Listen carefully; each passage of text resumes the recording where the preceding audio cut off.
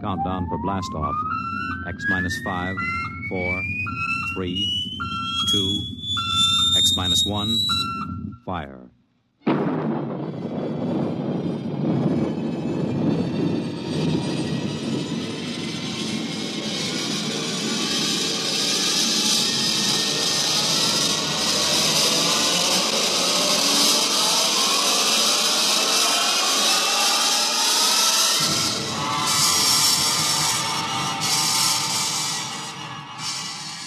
From the far horizons of the unknown come transcribed tales of new dimensions in time and space. These are stories of the future, adventures in which you'll live in 1,000,000 could-be years on 1,000 maybe worlds. The National Broadcasting Company, in cooperation with Street and Smith, publishers of astounding science fiction, presents X minus 1.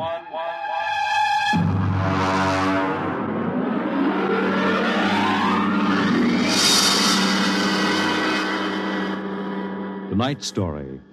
Shanghai. Okay, very funny. Take it over, boy. Tomorrow the old ball and chain. Yeah. Eat, drink, and be merry, for tomorrow you commit matrimony. Come on. We came down here to Scarlet Square to have a little fun. We might as well be at my mother's musicale in Beacon Street. Oh, the problems of the rich. Tell me, Jeff, just where does the coffin fortune come from? Pirate treasure? No, I guess it started in Nantucket. My great something or other used to be a whaler. Oh, whaler, there she blows. A dead whale or a stove boat. Watch my trusty harpoon. hey, well, look out for the fort. Oh, my. Where's the money now? Oh, I don't know.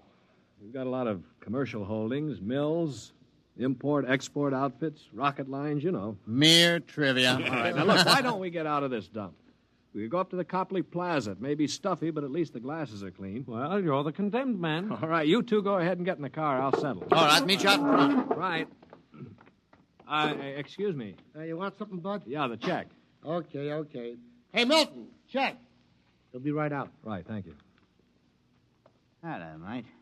Nice night, eh? Oh, yeah, I suppose so. I've been watching you. Celebrating?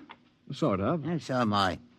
Just got off a deep space run out to Centaurus. Oh, that's a 15-year run, isn't it? 15 and 3 blooming months. Mm-hmm. Well, how'd you know? You a spaceman? No, not exactly. Where's that check, barkeep? Hang on to your hat, Bud. Milton's slow, but he's sure. Fill it up, Charlie. Say, why don't you join me, matey? Yeah, Charlie. Oh, no, thank you. Oh, come on. Won't take off him, oh. Well, celebrate whatever it is you're celebrating on me. Pour it, Charlie. Okay. Well, all right, thank you. I guess I might as well. Yeah. Cheers. Yeah, right. Cheers. Oh, what was that, Marty? Charlie's special brand, eh, Charlie? Yeah. Well. Oh, say, look, Charlie, would you get that waiter out here? I've got to meet him. Hey, what's your hurry, matey? You got plenty of time. Sure. Sit down. Take it easy. You don't look so good. No, I don't feel so good. Now, sit right here. You feel chipper as a blooming grasshopper in a sec. No, I've got to get outside. The car's in a hurry. Where's the check? Check. Oh.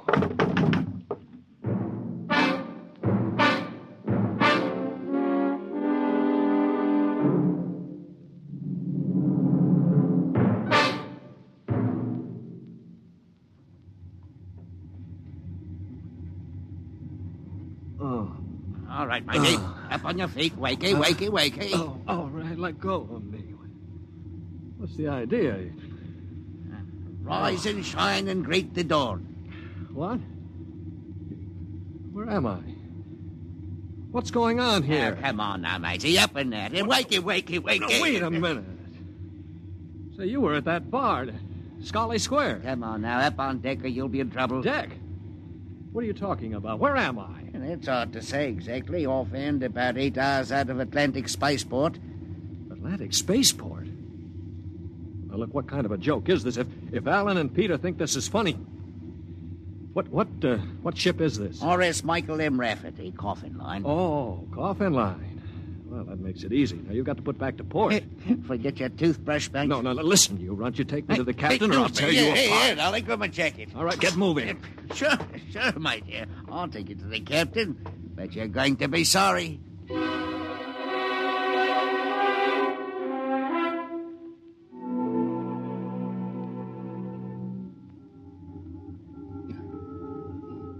Morton, what the devil are you doing on the bridge? Get below before Right away, sir. Only this here gentleman asked to see you. Yeah, that's right, Captain. There's been a mistake made. I'm afraid it was supposed to be a joke. Oh? Yes, you see, I'm going to be married today, and I suppose the boys thought it'd be funny to make me miss the ceremony. I'm sure it won't be too much trouble to have you drop me off back at the Atlantic Spaceport. What? Morton, what is this? Well, it's simple, Captain. He wants you to turn the ship around, that's all. Now, look, if there's any trouble with your superior, I'm sure I can fix it up. You see, I'm Jeff Coffin. Yeah? Well, you don't understand. My father is Cyrus Coffin. He owns this ship. Oh, he does, Morton, get this drunk below. Now, just a minute. I can understand you not believing me, but I can identify my... Hey, where's my wallet?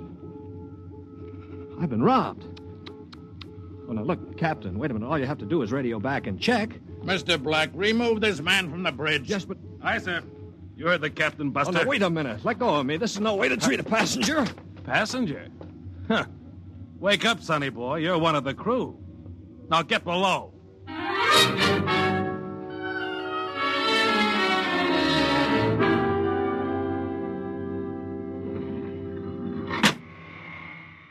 All right now, mate. Grab yourself a buffer. Get to work on those neck Now, plates. look, they can't get away with this. This is kidnapping. Perhaps yes, perhaps no. I'll get this here deck nice and shiny, and we might even see about some grub. I'll be back in 2 hours. And mind you, I want to be able to see me bloomin' reflection in it. Better polish that deck plate. They can't get away with this. Well, the law says once you sign on, you're under absolute orders. I looked it up. Yeah, but I didn't sign on. I was kidnapped. You won't be able to prove it. Come on, mister, please. I didn't get anything to eat yet today, so give me a break, huh? Oh, all right. What do you do, run the buffer over it? Yeah, that's right. Like this. You sign on? Yeah, I ran away from home. How old are you? 16. 30 when we get back. Yeah. What do you mean 30? We're headed for Mars, aren't we? Only to refuel. We're outbound to Centaurus. Oh, no, it can't be. Well, that's a 15-year run. Morton! I've got to get back. It's no use. I'm getting married. My bride-to-be will think I'm dead. Martin! Martin! What's up here? You want me to call Mr. Black again? He'll give you what for. Listen to me, Morton. Listen, I've got to get back to Earth. I can't disappear for 15 years. Oh, is that the fact? Look, we stop at Mars, right? Yes, and you'll be below decks under lock and key. Listen to me. If I can make it worth your while, will you get me off at Marsport? Jumping ship, huh? That's real naughty, mate. $1,000? Why, what would I tell me poor old mother in better say? $2,000. 5 in advance. What do you mean in advance? You're probably the one that rolled me for my wallet. I'll find a way. They don't believe your young Coffin, but maybe I know better. All right, it's a deal. Look, Mr. Coffin, can you take me with you? I didn't realize what it would be like. I can pay my share. I could work it out for you, or maybe borrow money. I couldn't stand 15 years. I'd go crazy. All right, sure. What about it, Morton? Boy'll cost you another 1,000. You cheap swindler. Here now, Mr. Coffin. I'm all what stands between you and a lovely pleasure cruise for 15 years. So I'll thank you to treat me with the respect and politeness what a gentleman like myself deserves.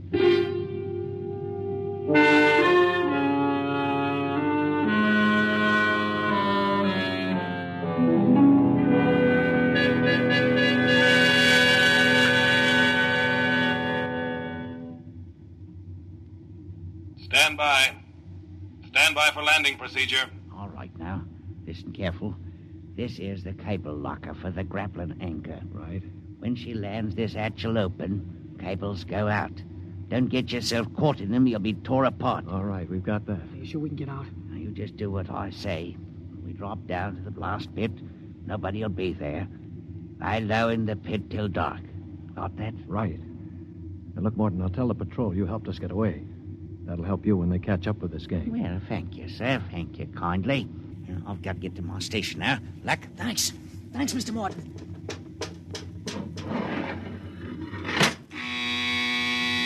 Well, there's a landing horn. Now keep clear of that cable, Joey. Here we go. Right. Hold on tight. There goes the grappling cable. Yeah. All right, come on. Drop through the hatch. It's about 6 feet.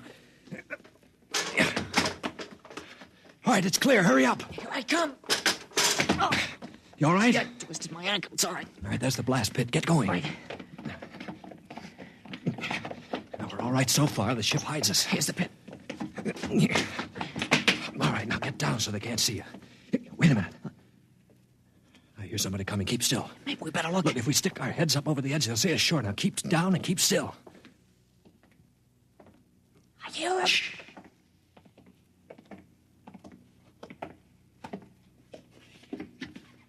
Well.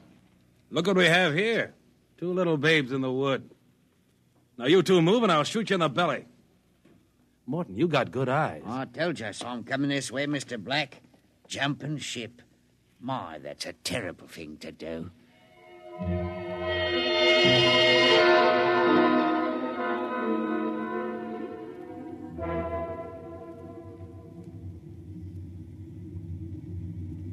Mr. Black, inform the ship's company that these 2 men have been found guilty of attempted desertion. Desertion?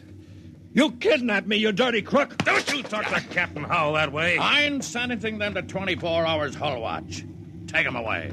Morton, take him to the aft lock. Aye, sir. You calm down after 24 hours hull watch. What's hull watch? Very simple. We put you 2 in spacesuits, shove you through the airlock on the end of a line. You sit out there and watch the hull for 24 hours. No food, no water, and the eating units in those suits are just a little bit defective. Makes it interesting along about the 18th hour. Yeah, I'll bet. Here we are, gentlemen. The airlock. You get in there. Got 5 minutes to get into them suits before we blow the air out. See you in 24 hours. Maybe.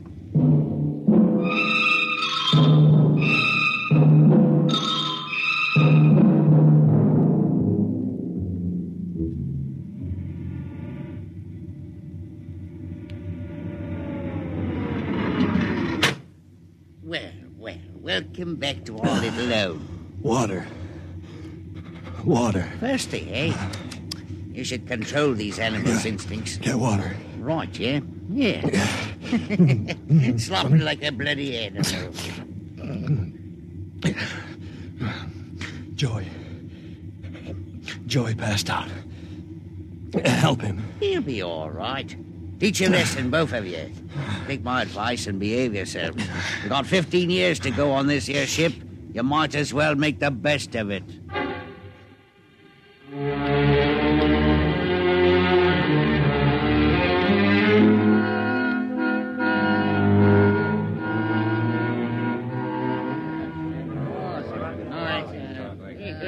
Hey, Morton! What do you call this mess? That's your supper, mighty food concentrate. What's the idea? Only 2 months out and on concentrates already? You complaining, Rick? Yeah, I'm complaining. If Captain Howell's chiseling on the manifest, that's his business. But when he tries to take it out in our hides... You keep quiet or I'll turn you into Mr. Black.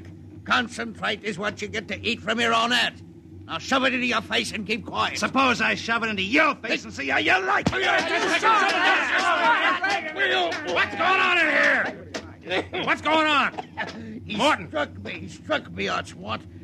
48 hours hull watch. All right, what are you all looking at? Get back into your places. Morton, bring that man down to the aft airlock.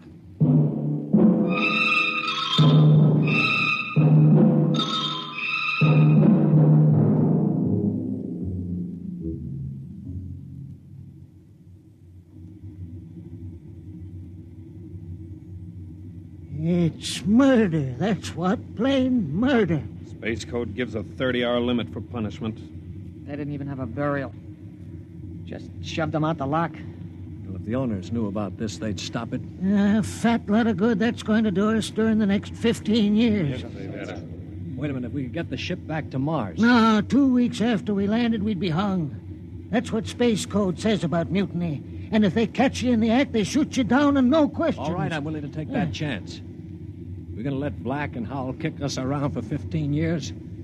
Why don't we take over and head back? Right. I'm for it. Let's go. You bet.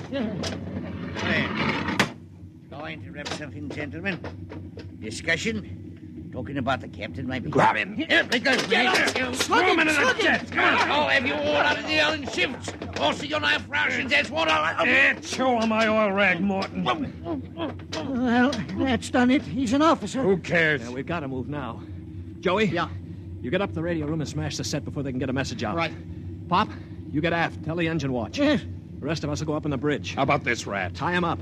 Speed counts now. We've got to take over before they know what hit them.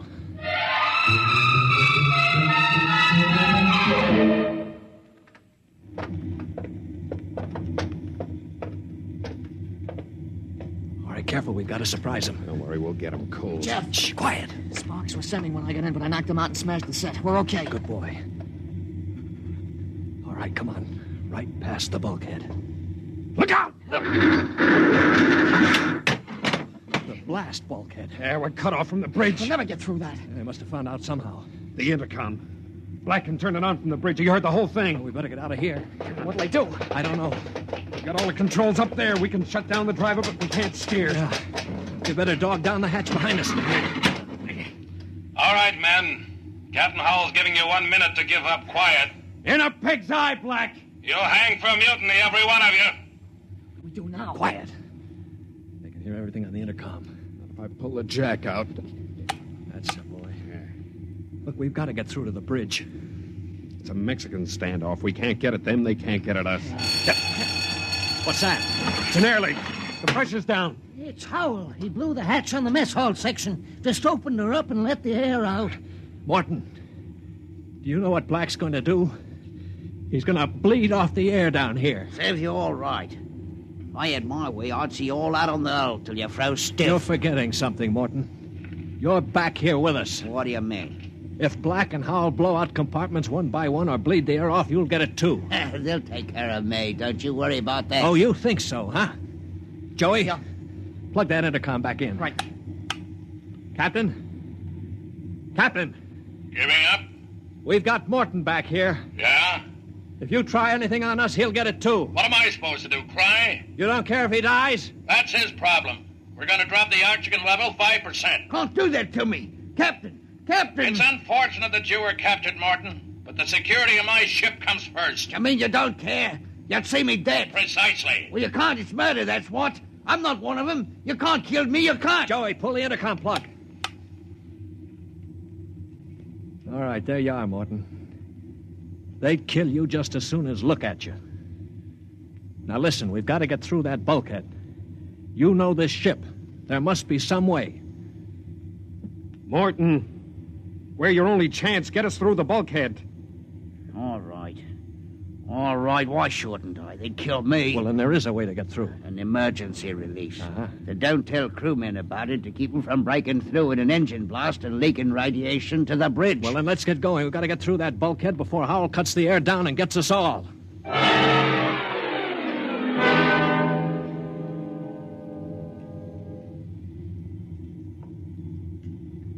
Here's the bulkhead, Morgan. Where's the release? Under the floor panel. You can pry it up. All right, hurry. I got it.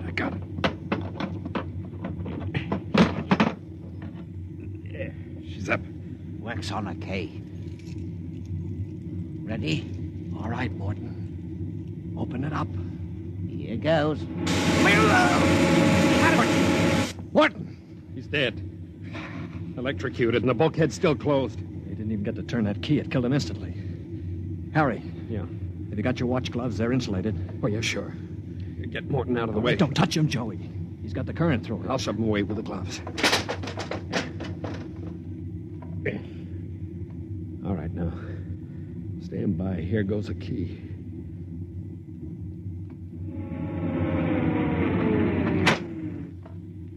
All right, let's go. Get him. Come on there! That's it! Stand back there! Come on, get him. Stand back! All right, Black, see how you like this? All right, grab the guns. Joey, look out! Let go of that gun, Hal. All right, hold them both. You don't have to worry about Black. I got him square with a wrench. We better tie up the captain. Yeah. Well, what do you think you're going to do now? We're going to turn around and go back home. I don't think so. I burned the navigation tapes, and none of you can recalculate them. Why, you You'll dirty- just wander in space till the fuel gives out. You'll die right here on this ship.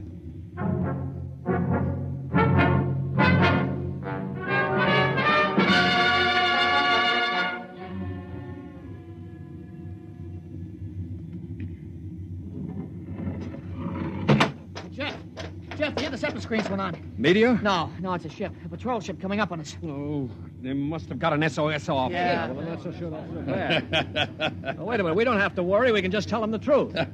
You're not familiar with space code, young man. Mutiny is punishable by immediate execution. In other words, they don't ask questions. They just shoot. He's right, Jeff. We're through. Can we get away? Not from a patrol ship. They've already sent us a heave-to flash. If we run, they'll blow us out of space. I'm afraid your mutiny is about over with, gentlemen. They'll be aboard in an hour. And 10 minutes after that, you'll all be dead.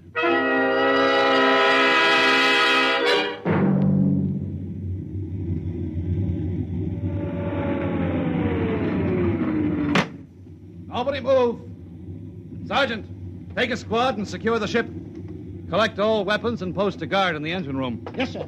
You, Brown, Williams, Osinski, come on. Well, I'm delighted to see you, Major. I wasn't quite sure my SOS had gotten through. Oh?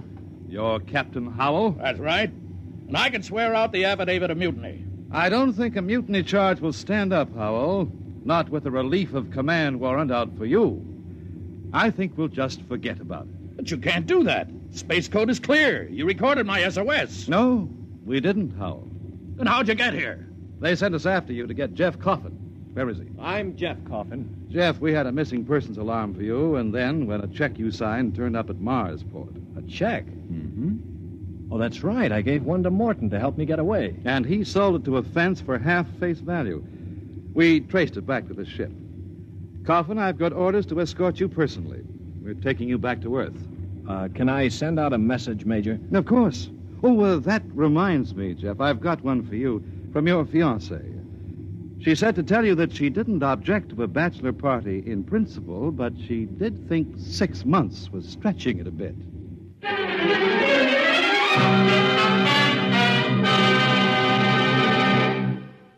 You have just heard X-1, presented by the National Broadcasting Company in cooperation with Street and Smith, publishers of astounding science fiction. X-1 was an NBC Radio Network production.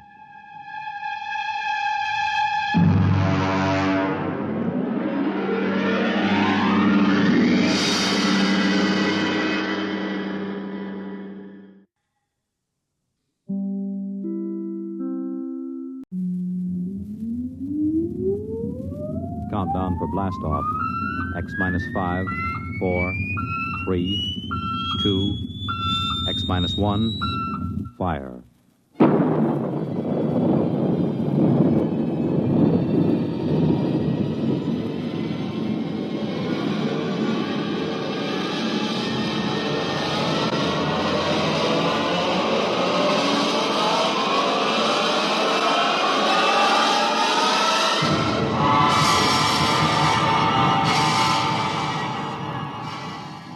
From the far horizons of the unknown come transcribed tales of new dimensions in time and space.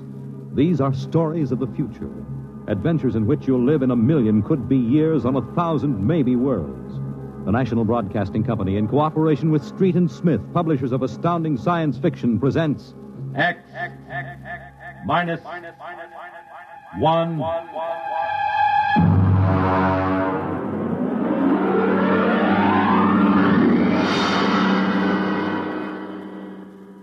Tonight's story, A Logic Named Joe, by Murray Leinster.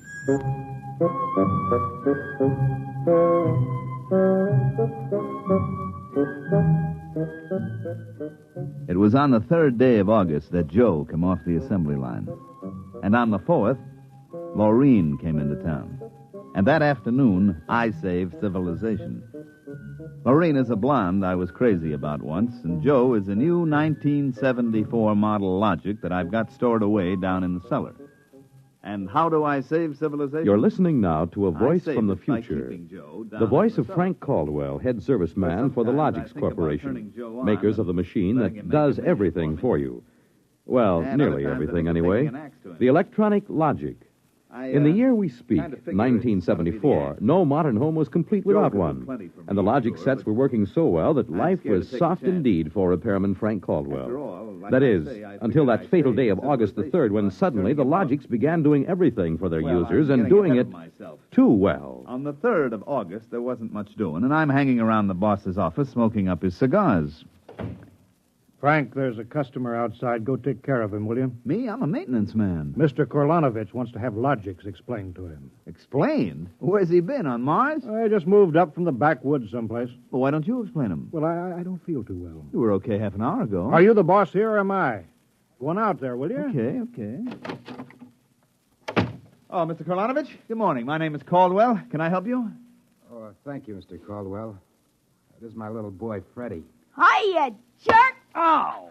Freddie, how many times have I got to tell you not to kick people in the shins? Excuse it, please, Mr. Caldwell. Oh, sure. Just a kid. I got a knife home, could cut you into little pieces. Please, Freddie. We'd like to buy a Logic, Mr. Caldwell. The gentleman we spoke to first said he had to leave in a hurry. I'll fix him. Well, I understand that you're not acquainted with Logics, Mr. Korlanovich. That's right. We just moved to the city. Uh-huh. My wife, she saw everybody else had a Logic, and you know how women are. Oh, you bet. Well, you can't get along without a Logic in this day and age, Mr. Korlanovich. Look, I got a snake. You want to see? Well, you shut that. Now, about the Logic. Here, I'll just plug in this one right here. Now, you see, the Logic looks kind of like an old-fashioned television set, only it's got keys instead of dials.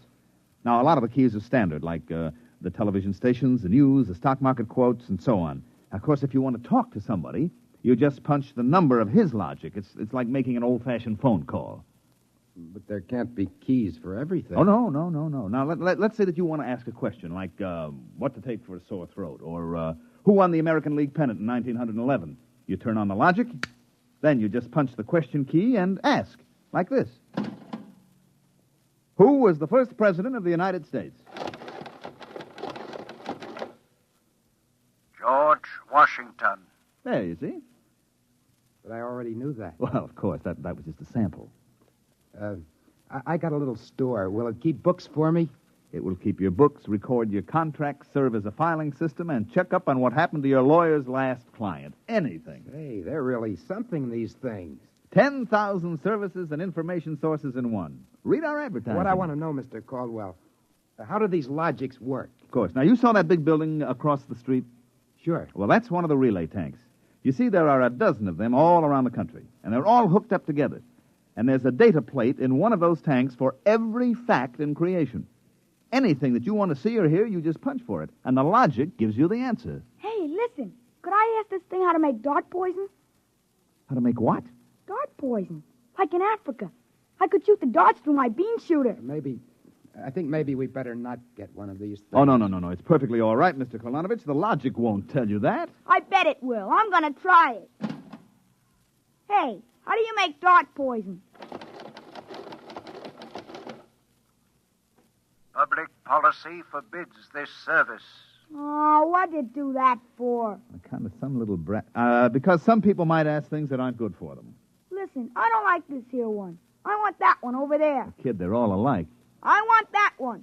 If I can't have that one, I'm going to hold my breath till I'm dead. I got a lot of time. It's no use, Mr. Caldwell. You might as well give him the one he wants. But look, kid, they're so much alike that even I can't tell them apart. I can. I want Joe. Joe? Who's Joe? I guess he means the Logic, Mr. Caldwell. He has to think up a name to call everything. You should hear some of the names he calls me. Not till I'm 21. I promised Mother. Okay, so we call him Joe, but them things are all alike to 1/10,000th of an inch. I don't care. I bet he'll teach me how to make dart poison. Okay, then. Come on, Joe.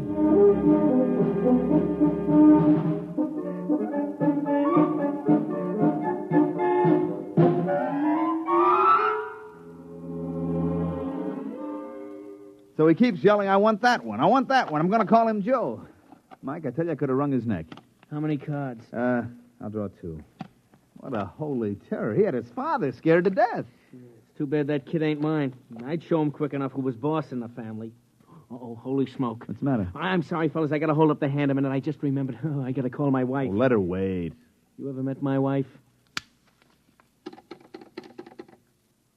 Hey, What's the matter with this thing? It ain't getting my house. Announcing new and improved logic service. Your logic is now equipped to give not only consultative, but directive advice. If you want to do something and don't know how to do it, ask your logic. Hey, did you guys hear that? Well, they should have told us about this. Oh, it's just somebody trying to pull a gag. Well, it didn't sound like a gag to me. Maybe the boss decided to add a new logic service. Look, the minute the system starts giving advice, some joker like you is going to be asking questions like, how do I get rid of my wife? Oh, no. The boss knows better than to start anything like that. Yeah, but you heard what the logic just said. Oh, listen, the sensor circuits will block the question. You don't believe me? Go ahead and try it. Well, anything for a gag. Okay, logic, I got a question for you. How do I get rid of my wife? Service question. Is your wife blonde or brunette? You guys hear that? She's a blonde. Hexacrylobinatine is a constituent of green shoe polish. Take home a frozen meal containing pea soup. Color the soup with green shoe polish. This poison is fatal to blonde females only. This fact is a product of logic service. You cannot be convicted of murder. It is improbable that you will be suspected. The saints preserve us. And it's bound to be right. These things can't make a mistake. Well, Mike, don't just stand there. Check the sensor circuits, quick. Oh, we can't get to them. They're all sealed up. It's supposed to be impossible for them to go out of order. Well, they're out of order now. And I got a feeling that some awful things are going to happen.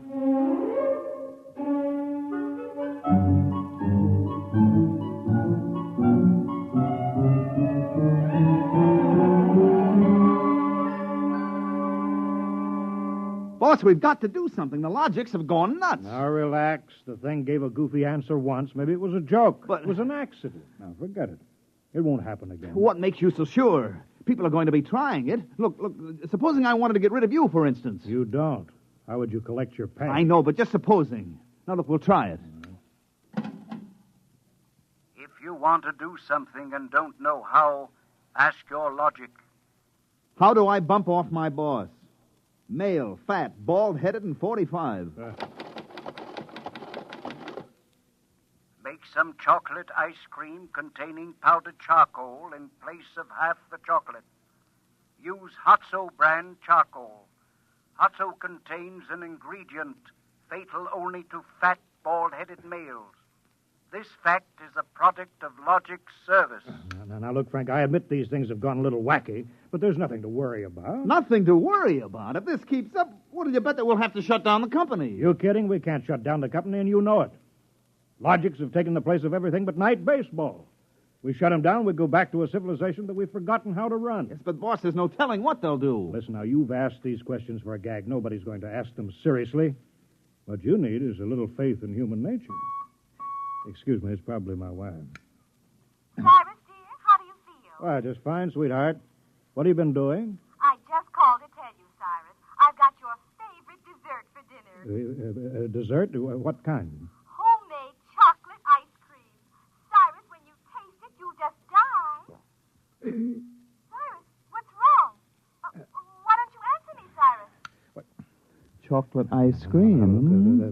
This can't be happening. Why, this is awful. These logics are dangerous. Have a little faith in human nature. Now, Caldwell, you're the head of the maintenance crew. I'll give you 24 hours to fix these logics or you're fired. Well, now, look, boss. What are you standing there for? Get in the service car. Get moving. Where? Anywhere. Find out what the logics are up to and see that you find out before the logics do.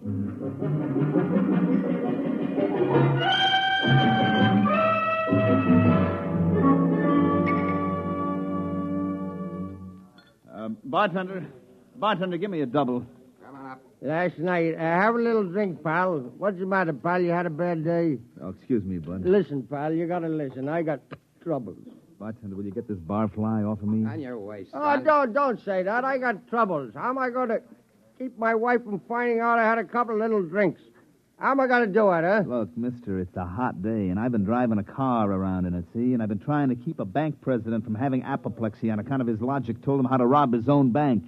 I've been trying to stop 6-year-olds from asking what comes after the bees and the flowers and their fathers from asking how to get $1 million by tomorrow. I've been tripping over dead bodies so artistically croaked that nobody's ever going to find out who done it, and all you got on your mind is how am I going to keep my wife from finding out I've been drinking? Dry up, will you? Go ask a logic. My pal, my boy, where's the logic? Where's that logic? Here, right behind you. Here, here's a nickel. That's what I got to hear. Now, come on, logic, old pal. Old pal, be nice. How does a guy keep his wife from finding out he's had a couple of little drinks? Answer me that, huh? Buy a bottle of Franine hair shampoo. It is harmless, but contains an ingredient which instantly neutralizes alcohol. 1 teaspoonful for each jigger you have consumed. Oh, boy, gotta buy a bottle of... what was that again? Supposing it's right, you'll never remember it as far as the drugstore. I think there's a bottle in the back room. Somebody left it. Oh, my pal. Oh, my boy. No more trouble. You just show me the way to go. I got a picture of him back there drinking that shampoo. Yeah. Give me another double. I don't know what's worse, to be as low as you or as high as him. Where is he? I know he's here. Where is that bum? What do you want, lady? My husband. I know he's here. Where is he? That's him, that no-good louse. I'll show him. Thinks he's coming home staggering again, does he? Well, I'll teach him. Poor guy. Why, my dear, what a surprise to see you here. Archibald, you're sober. Of course, my love. I'm sober as a judge. Then what are you doing in a saloon? Your suspicion wounds me deeply, my love. Let me tell you, my dear, that I have been conducting a research project that is going to make us a fortune. I'm going to patent Soba, the drink that makes happy homes.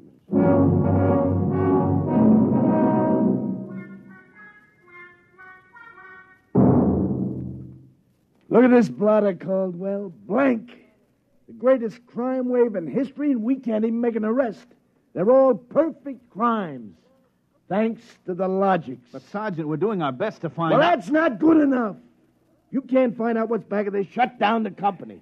Unless the police department will. Look, nobody is back of it. The logics run themselves. They pick their own circuits automatically. Ah, you mean they're doing all this by themselves? Sure. We always knew they could do a lot more things than we knew about. I think they're just trying to be helpful, that's all. That's all, huh?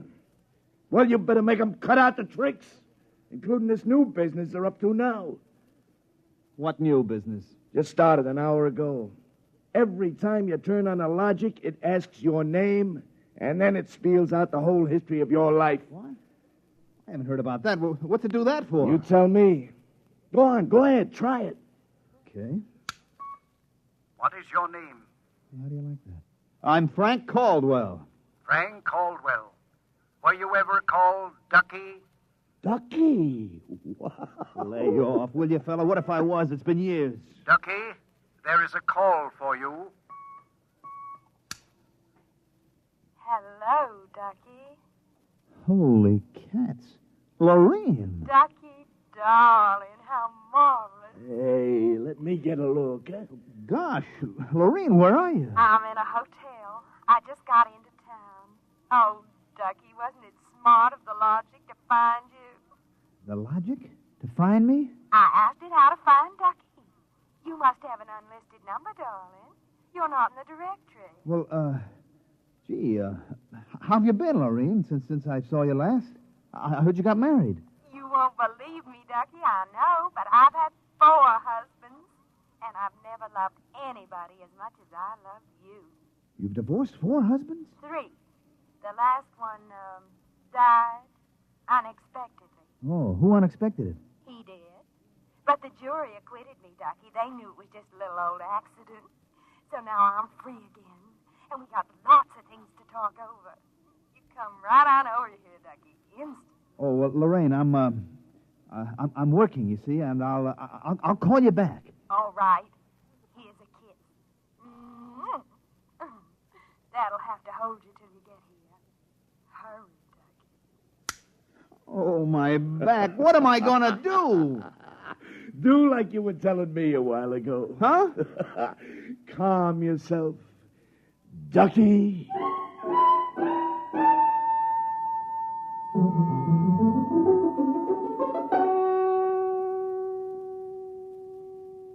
run the logic for you, Frank, your wife. Oh, thanks, Mike. Hi, Gerd. Frank, I've been trying to get you for an hour. Where you been? I've been out making calls, honey, trying to find out what ails these logics. Well, you better find out in a hurry or there's going to be trouble. Now, look, Gerd. Now, just take it easy, huh? Caldwell, you can't let this happen to me. They're asking everybody's name, and when you tell your name, it reels off your whole history. Well, honey, I don't think they're doing that anymore. I think that was just temporary. Well, in the meantime, it's told everybody in the neighborhood all about me. I punched Mrs. Hudson's name. She's been married 3 times, and she's had Mr. Hudson arrested twice for non-support and once for beating her up. It'll tell anybody anything. Yeah, but look, Gerd, I'll tell you. Frank, you stop these things or I'm going to leave you. Oh, honey, you don't mean that? I do. If you can't figure out how to keep our private lives out of every logic in town, then I'm through, and that settles it.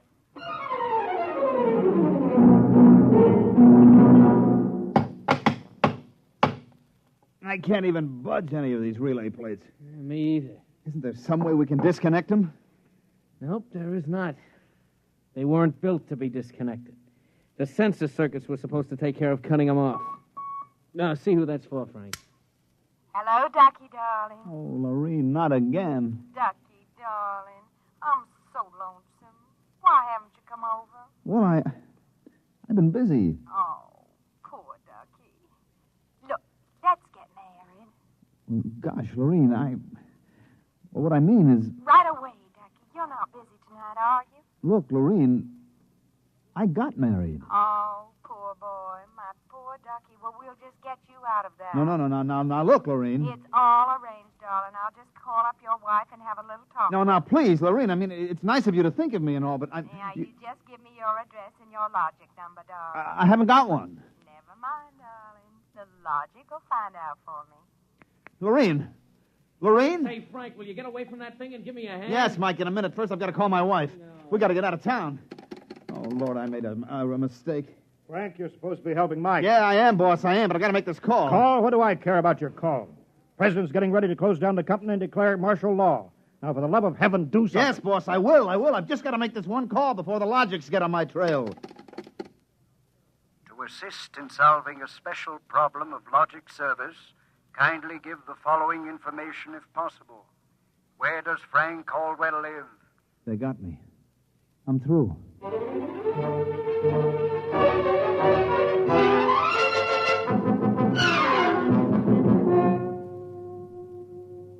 Look, Gert, will you please not ask any more questions? Frank Caldwell, I told you I was leaving you. Honey, leave me later. Right now, will you pack up yourself and the kids? We got to get out of here. But what is all this? Are the cops after you or something? Yeah, that's it, the cops. Now get moving, honey, will you? And will you get away from that logic? But don't you think we ought to hear the police calls? 27 and car 31. Detailed to round up all employees of the Logics Company. Use caution. They are suspected of sedition. Holy smoke, the cops are after me. But you just said 17. They were. Car 17, proceed to vicinity of 119 East 7th Street. Child terrorizing neighborhood. Use extreme caution. Child is armed with bean shooter using poison darts. Freddie. Who's Freddie? Something I met once in a horrible nightmare. He wanted a logic that would tell him how to make dart poison. They're all alike, I kept telling him. They're all alike. What are you talking about? Oh, I don't know, Gert. All I know is it was a nice world up to yesterday. Now it's like a guy named Joe come along and squashed all our mud pies for us. Looks to me more like it was a logic named Joe. What'd you say? A logic named Joe. A logic name? But they're all alike. Gert, baby! Frank, let me go. Don't be so silly. All right, honey, look, you hold the fort. Maybe they aren't all alike. Where are you going? Frank, are you going to make a getaway? Getaway, baby. If you've got the right inspiration, I'm going straight to the middle of this whole jamboree.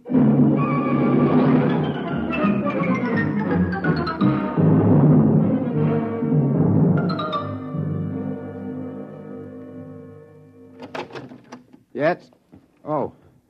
I was hoping it was the police. You remember me, Mr. Kolonovich, Caldwell of the Logics Company? Logics Company? I wish the Logics Company was at the bottom of the ocean. I don't blame you, believe me. Now, where's your logic? In here. I'd smash it into a million pieces if I wasn't afraid of what Freddie would do to me. Look, just get out of the way, will you? I've got business with Joe. If you want to do something and don't know how, ask your logic. Oh, we're back to that routine, Well, I want to do something, all right. Can a logic be modified to achieve correlations for which human brains are too limited?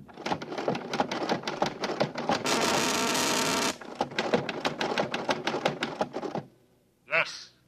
How great will the modifications be? Microscopically slight. Changes in dimension not detectable even by precision gauges. They can come about only through an extremely improbable accident. And what would this super logic then be able to do? Come on, you, spill it. It could set up entire new combinations of electronic relays, which would bypass the normal sensor blocks, thereby enabling it to perform valuable new services, including the giving of helpful advice on any human problem. And has this accident ever happened?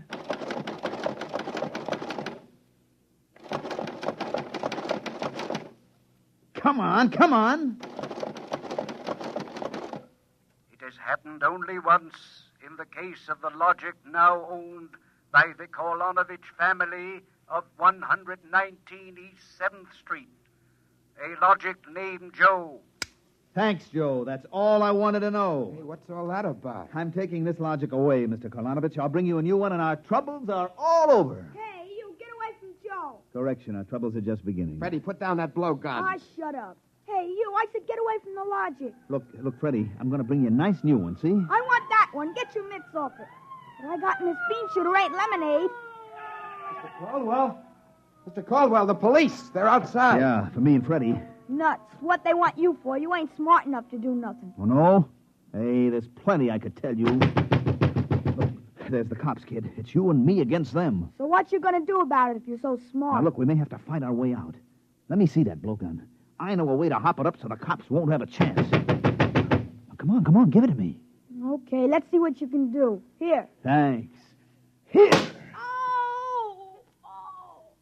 Mr. Caldwell, you're a great man. Now all I got left to do is pull this plug out of the wall. Come right in, Sergeant. Well, that must be the kid. He don't look so tough to me. Well, he just got a little softening. There'll be no more complaints, officer. I guess I can go on where Mr. Caldwell left off. Caldwell?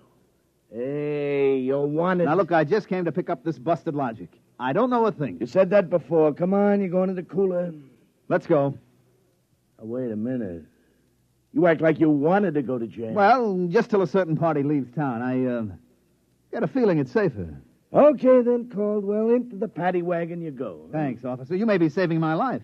Now, if you'll just help me carry this logic out... Wait a minute. You can't take that in the wagon. I can't? Why not? There's no room. We already got a dame in there who's raising the roof. A dame? Yeah, a blonde. Plainclothesman picked her up trying to buy a gun without a permit. She keeps screaming she's going to miss her date with Ducky.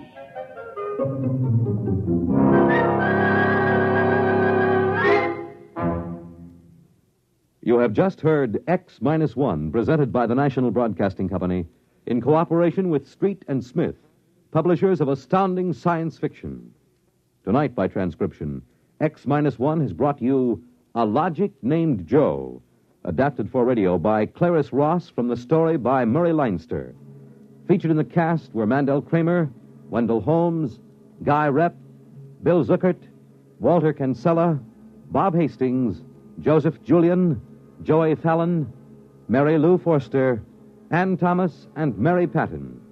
Your announcer, Fred Collins. X-1 was directed by Daniel Sutter and is an NBC Radio Network production.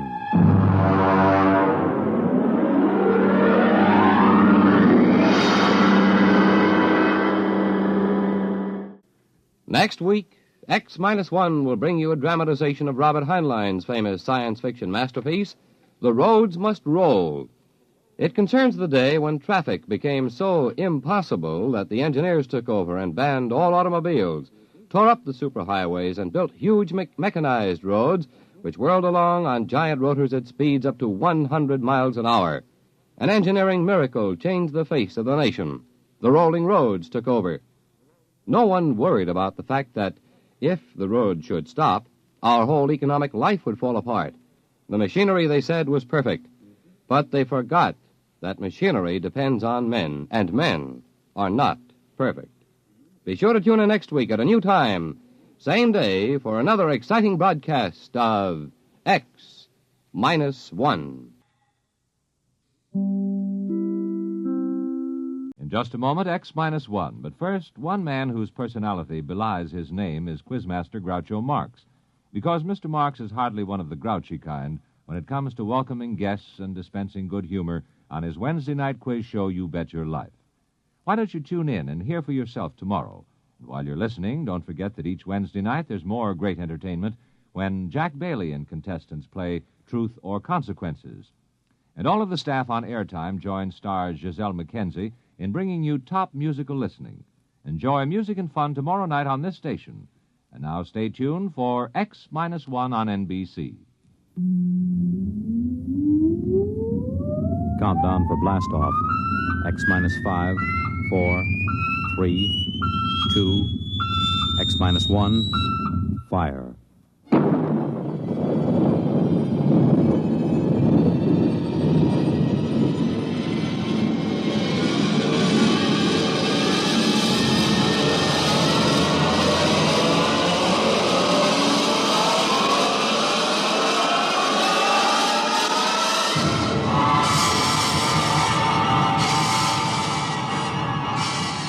From the far horizons of the unknown come transcribed tales of new dimensions in time and space. These are stories of the future, adventures in which you'll live in a million could-be years on 1,000 maybe worlds. The National Broadcasting Company, in cooperation with Galaxies Science Fiction Magazine, presents X-1.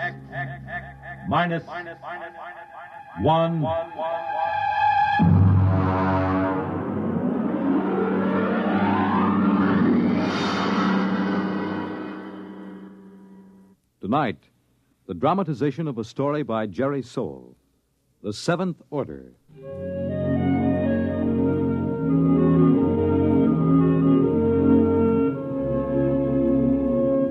Brentwood, Illinois, would have been just about like any other average community of 10,000 had it not been for Presser College, one of the country's finest small institutions of learning.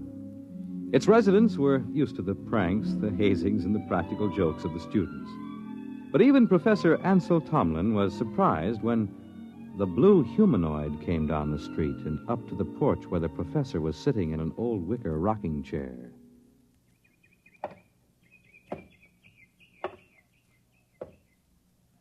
Pardon me. Of course. You are Professor Ansel Tomlin. Yes, and you, I take it, are somebody from one of my psychology classes dressed up as a sort of a robot. No. I am George of Xanthar. Who? I am here to learn all I possibly can learn of the planet Earth and its inhabitants.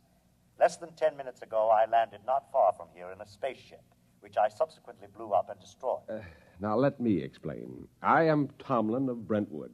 Less than 10 minutes ago, I was sitting on my porch peacefully marking exam papers. I intend to resume right now. Helen, would you get the phone?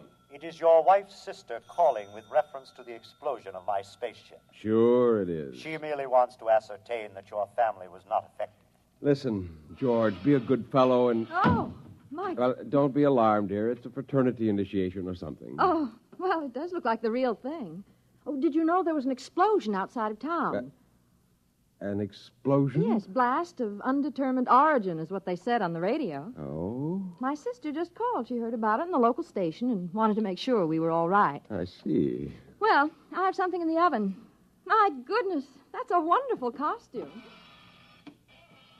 Her sister lives 20 miles away. How did you know she'd call? My mind circuits are telepathic. They pick up all conscious thought to a distance of some 200 miles. It couldn't be you arranged the whole thing, that it wasn't really her sister. How did you get here? Who or what are you? I am a machine. The finest, most complicated machine ever made. I have a rather unique history, too. Who made you? Ages ago, on Xanthar, there was a race of humans. They made the first robots. Rather crude affairs. We class them as first-order robots. They are still used for menial tasks to some extent. And what order are you? The highest, naturally. A seventh-order robot. Or rather, a humanoid. We are the first in which there is not an automatic, no harm to humans cutoff. I begin to see. You will become aware of the fact that I am superior to you and to the rest of your race. I need no oxygen. I am never ill. I need no sleep. Every experience is indelibly recorded on circuits and is instantly available. Tell me, George, do you have feelings? I have an electronically controlled endocrine balance. That's very interesting. And what is your mission here on Earth? For the moment, I am here to study. I will live with you until it is complete. You will what? I will live with you. I will be with you all of your waking hours. While you sleep, I will go through your library. I need nothing. I want nothing. Just a moment. What about my privacy? When you desire privacy, I will study someone else. Your wife, perhaps. The female should be interesting. George, old man, I'm terribly sorry, but you'll have to wire back to your masters to make other arrangements. That will be quite impossible. Really? You see, I have no master. Well, what about those humans back in Xanthar, the ones who invented you seventh-order humanoid? Oh, they are all quite dead. We destroyed them. Destroyed? You look alarmed. It was, after all, they or us. You see, our endocrine system permits us pride in ourselves. Naturally, being proud of ourselves, we objected to being ordered about in an incompetent way. So, you killed them? Exactly. Now, shall we go inside and inform your wife of my visit? Suppose I refuse. Professor, do you see that small dog playing on the lawn across the street? Yes. I will lift my arm and point at it. Observe. It vaporized. Exactly. Now then, shall we go in? Yes. We'll go in.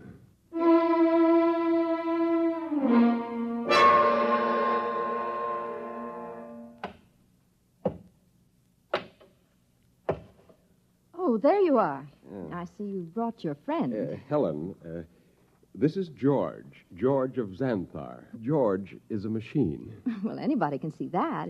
It's the most convincing costume I ever saw. Helen, it isn't a costume. No? No. He's really a machine. Oh. He's staying with us. What? Whether we like it or not. Well, really, Ansel. We have no choice. I am a seventh-order humanoid. I detect that your mind does not comprehend. I am here as an advanced scout for my race. After we establish a station here on Earth... I don't like this. Now, would you be kind enough to leave my house, young man? You are very slow to comprehend. I comprehend that I have a lot to do, and I'd appreciate it if you leave.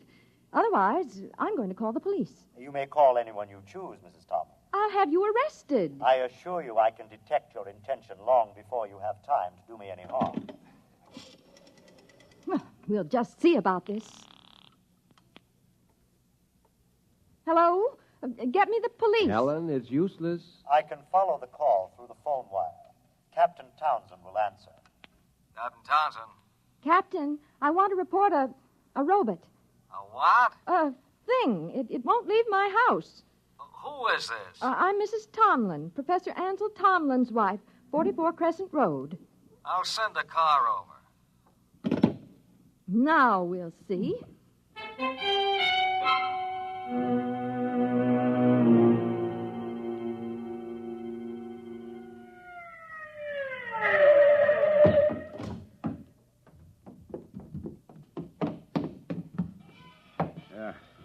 Is this the character that's been giving you trouble? Yes, this is the one, officer. Talked to you before about ruining the flower bed, Sonny. This time I'm taking you in. I would advise you not to touch me. I cannot risk any damage.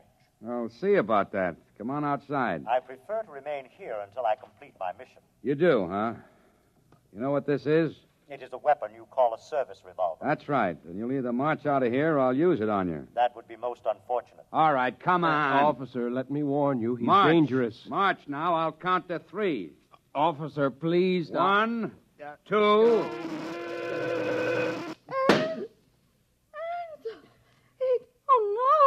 no.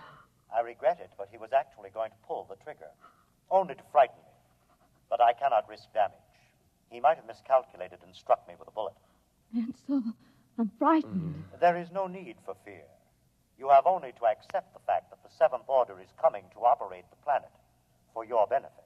Ansel. Helen, there's no use trying to do anything just yet. Go next door to Mrs. Coleman. Tell her what's happened. I'll talk to George. Oh, but I don't... Please, Helen? Well, all right. Do you really think that you, a single robot, can conquer the Earth and make its people do your bidding? I can. Suppose it were demonstrated to you that you could not, that you could be destroyed. If that were so, I would naturally report that this planet is unfit for development by the Seventh Order. Well, you know they'll have you taken into custody for killing the officer. I cannot permit it. There will be needless slaughter. Unless you can convince your people it is useless to attack me. Will you let me try? I have no desire to prevent you. Go ahead. I detect that you are going to call the newspapers and the local television station and hold a press conference. Yes. I also detect that you have a plan to overcome me. Oh? I like that. Really? Yes. You see, in order to test this planet for development, I must know whether any of you are truly dangerous to us. You are a superior type of man, Professor. I welcome any plan to conquer me that you care to attempt. Okay, George. At least we know where we stand. I'll phone the newspapers.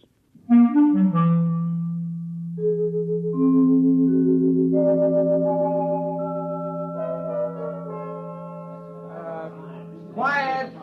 Quiet, please! Quiet! Hold it down. Ladies and gentlemen, this is Henry Bennett, broadcasting from a sound truck parked in front of the home of Professor Ansel Tomlin in Brentwood, Illinois.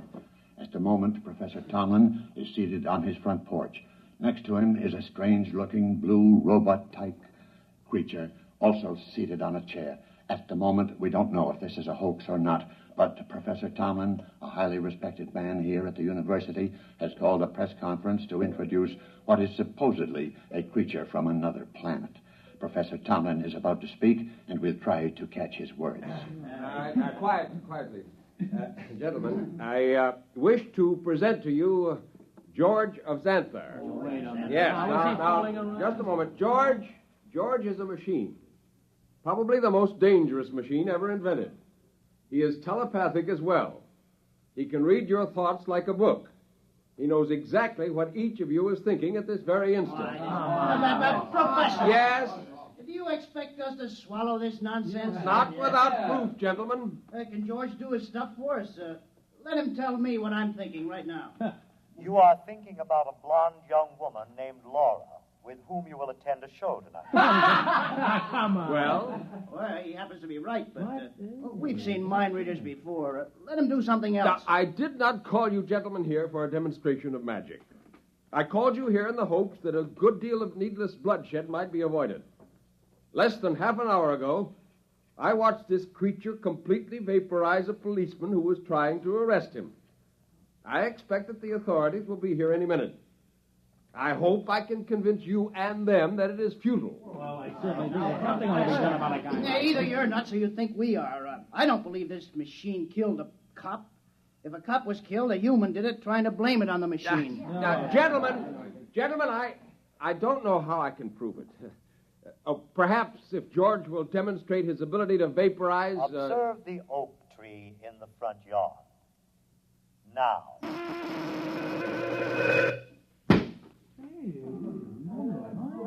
Now, do you see? I see, but I don't believe it. Boys, this is some kind of mass hypnotism. Maybe the tree was rigged up in advance. I swear to you This George of Xanthar is all he's cracked up to be. Let's see what he does when I toss a rock at him. Don't be a fool. Here goes, George! Stop him! I warned you. I tried to warn you. Okay, everybody stand back. Stand back. Charlie, get that automatic rifle set up. Check, Professor, I advise you to step away from that kid. Captain, for your own sake, don't try anything. Step away, Professor. Very well, but I warn you. Okay, now don't fire till I'm ready, boys. Right. Now then, George of What's-This? We don't know who's inside that tin suit, but I'm giving you just 10 seconds to come out of it. Captain, Hey, you're wanted on suspicion of murder. Now come out. All right, boys.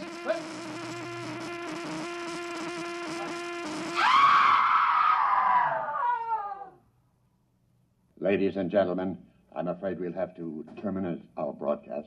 What started out as a good-natured hoax or publicity stunt has turned into a bloody massacre, as the bodies of some 6 policemen on the lawn of Professor Tomlin's home will attest. I don't know exactly what is happening here, but I can say this: George of Xanthar is no hoax.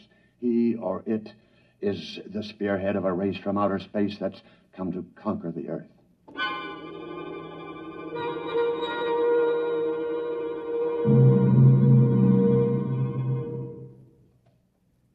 Have they all gone, Helen?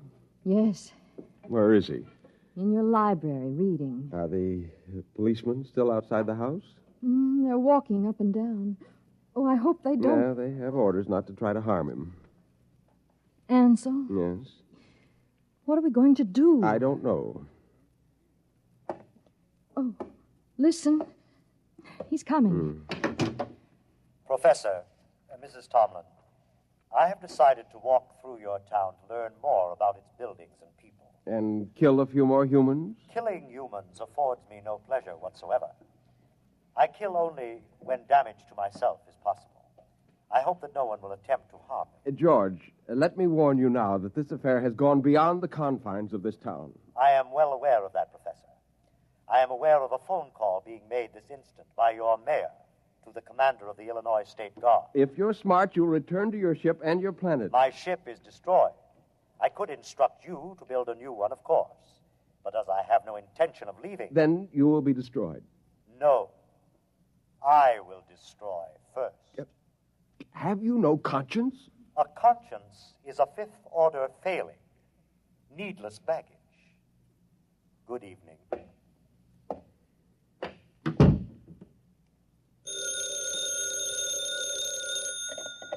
Hello, Professor Tomlin. Yes. Yes, I will. Who was it? The mayor and the chief of police have called a meeting of the citizens of Brentwood at the college gymnasium tonight. Ansel, you're not going. I must. But no, Helen, there's much more at stake here than my life or yours. Civilization itself depends upon our standing up to this machine. I'm going to the meeting.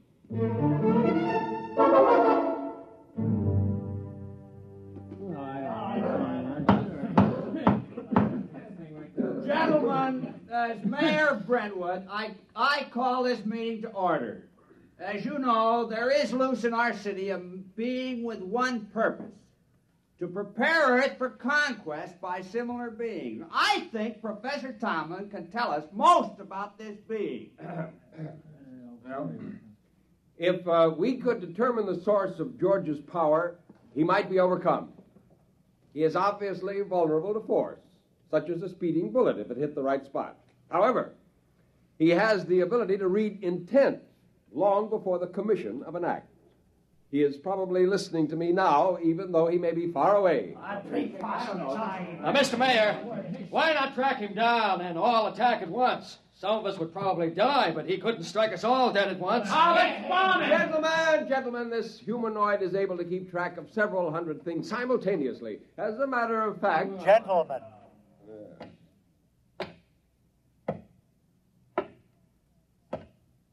You are working yourselves up needlessly.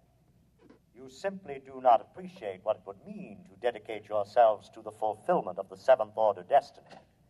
Your lives will be made most pleasant and happy by us. Yeah, why did you kill 6 cops? If you're so powerful, bring them back to life. How do you want to be buried, Robot? Yeah, let's get them, man.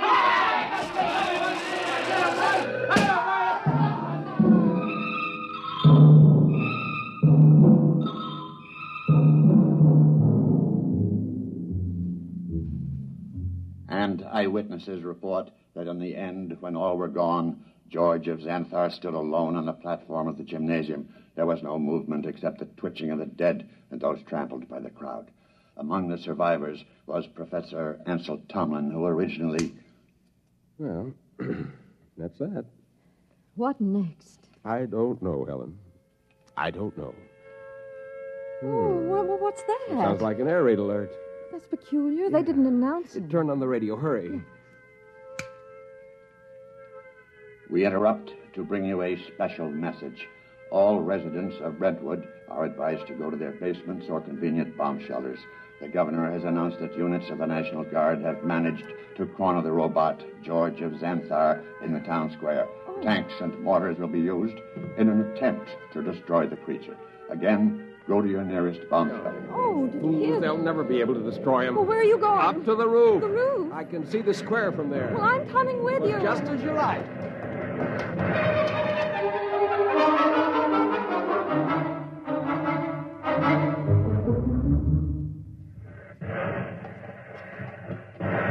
What's happening? He's vaporizing every tank and gun they bring up. Oh, Ansel, let's get away from here. Oh, what's that? Those are Army jets. We'll see how effective he is now. Oh, good Lord, a whole squadron up in smoke. It's no use. Can't you see? It's no use. Ansel, come inside, please. Oh, very well. Oh, if only there was something we could do to tell him. Not as long as he can read our every conscious thought before we can act. What is it?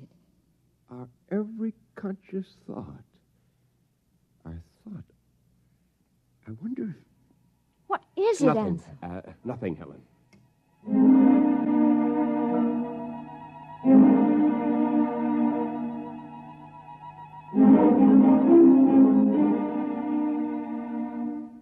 And the Army reports that the countryside around Brentwood is deathly still. The blue humanoid, George of Xanthar, is still standing in the middle of the town square, where he's been standing for 3 days now.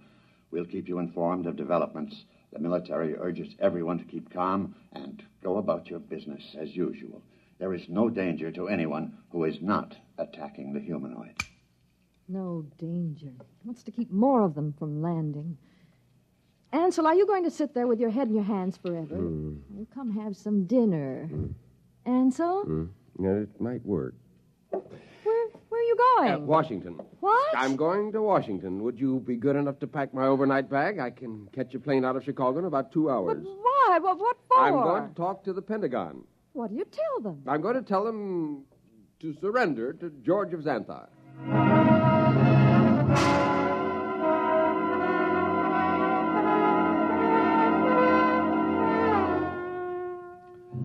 Our microphones are here at the edge of the town square in Brentwood, Illinois today, ladies and gentlemen, to witness the most unusual spectacle of modern history.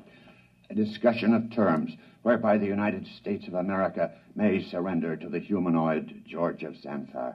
For the occasion, an honor guard of 22 servicemen from all branches and all parts of the country has been chosen. In just a moment, the honor guard will accompany General of the Army's Walter Pitt, who will discuss the surrender.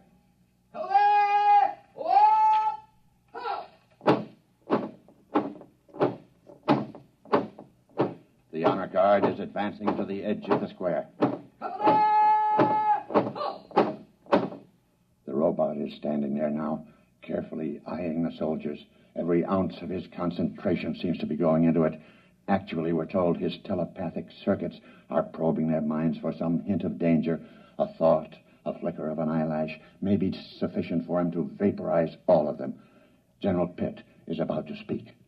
George of Xanthar, I hear you, General. I have been instructed to consult with you about your intentions toward our country and the world in general, with a view to reaching some sort of agreement with you and others of your kind who you say will invade the earth.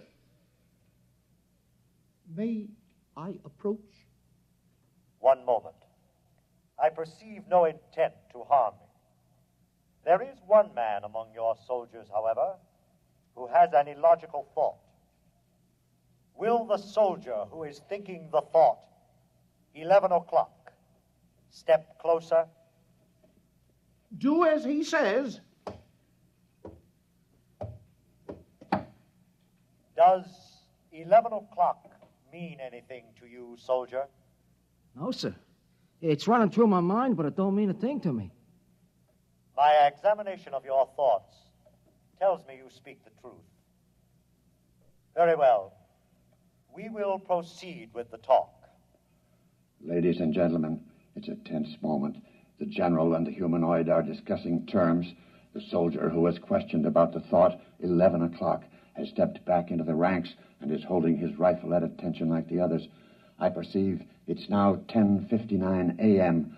If there is any significance to the thought about which the soldier was questioned, we'll know in 1 minute. We of Xanthar, gentlemen, would not want to improve a planet which could not be educated and would continually oppose our program. Therefore, I am glad to see your willingness to discuss. After my message goes out, there will be a landing party on Earth within a few days. While waiting for the party, however, there are certain preparations. Just list them for us. Your government will naturally have to turn over complete authority to us. Afterward, we will utilize your press and radio to disseminate our instructions to your people. Simultaneously, in other nations, the same procedure will be carried out by our rep.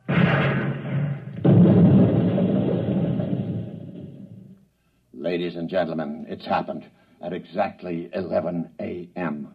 10 soldiers in the honor guard instantaneously fired their weapons into George of Xanthar. Apparently explosive bullets have blown him to smithereens. The remains are lying scattered all over the square. People are pouring in, kissing each other, shouting.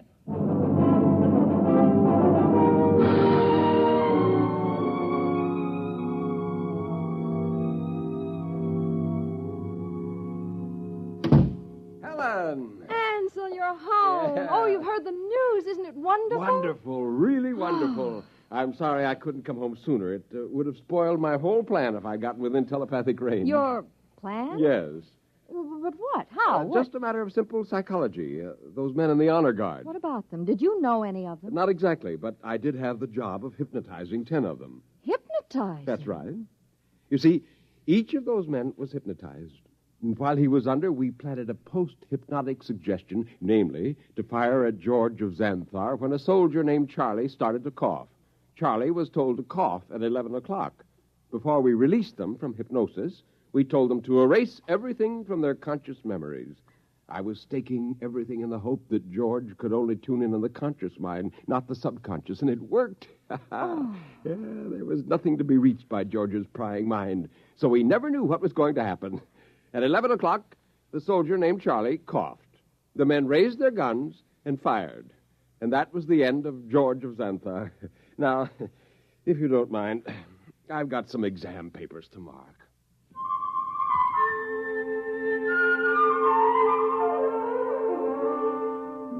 On a planet many millions of miles away, a red light, one of many on a giant control board, suddenly winked out.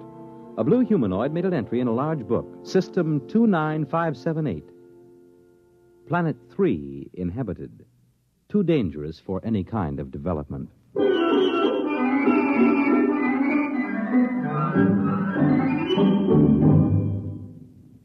You have just heard X-1, presented by the National Broadcasting Company in cooperation with Galaxies Science Fiction Magazine, which this month features the Alan Cogan story titled In the Cards. It was one thing to safeguard the future, but something else to see someone you love cry in terror 2 years from now. Galaxy Magazine on your newsstand today. Tonight, by transcription, X-1 has brought you The Seventh Order, a story from the pages of Galaxy written by Jerry Soule and adapted for radio by George Lefferts. Featured in the cast were James Monks, Nelson Olmsted, Kate Wilkinson, James Rafferty, Dick Hamilton, Reese Taylor, Jim Stevens, Robert Hastings, Wayne Chappell. The commentator was W. Chaplin. Your announcer, Fred Collins. X-1 was directed by Daniel Sutter and is an NBC Radio Network production.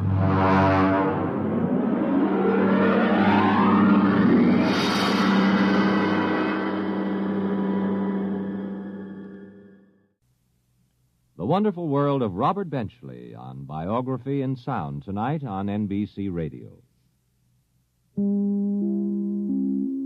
In just a moment, X-1. But first... There it is again. Say it with music. Your invitation to 2 full hours of the best live music weekday mornings on NBC Bandstand. This week, Ralph Flanagan's group, plus Russ Morgan and his orchestra, bring you mellow and relaxing tunes. But don't get too relaxed, because the 4 lads are back again as Messer's Music. And Bert Parks, your bandstand MC, keeps you smiling between numbers. It's a great show live all this week on NBC Bandstand. And now stay tuned for X-1 on NBC.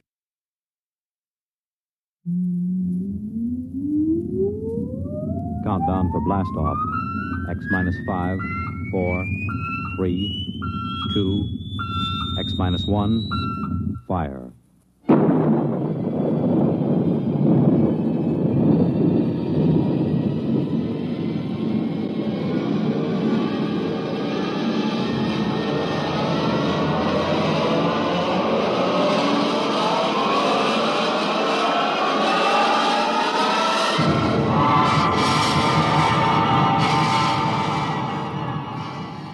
From the far horizons of the unknown come transcribed tales of new dimensions in time and space. These are stories of the future, adventures in which you'll live in a million, could be years, on 1,000 maybe worlds. The National Broadcasting Company, in cooperation with Galaxies Science Fiction Magazine, presents X-1.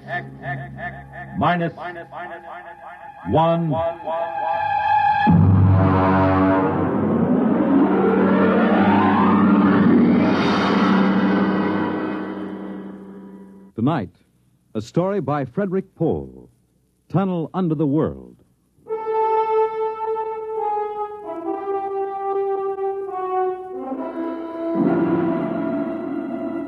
On the morning of June 15th, Guy Burkhart woke up screaming. It was more real than any dream he'd ever had in his life. He could still hear and feel that sharp, metal-ripping explosion, that searing wave of heat. He sat up. Mary, where are you? Guy, what's wrong? You're trembling. Where were you? In the kitchen cooking breakfast. What is it? Oh, a dream, I guess. An explosion. Did you say an explosion? Yes. But that's the dream I had. What? I dreamed there was a big explosion and then something sort of hit me on the head. Holy smokes. Maybe there really was some sort of explosion and it started us dreaming. Well, there'll be an explosion down at your office if you don't hurry and get to work.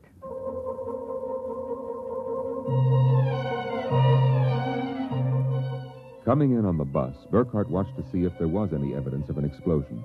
There wasn't. If anything, the town looked better than ever. The only thing that seemed strange to him was the fact that none of the usual crowd was on the bus. He was a little relieved when he did see his old pal, Henry Swanson. Excuse me. Henry. You pardon me, sir, please. Henry, what's the matter with you? It's me, Guy Burkhart. Burkhart? Sorry, I don't believe we've met. What? Henry, for Pete's sake, it's me. If you'll excuse me, this is my stop. Well, how do you like that?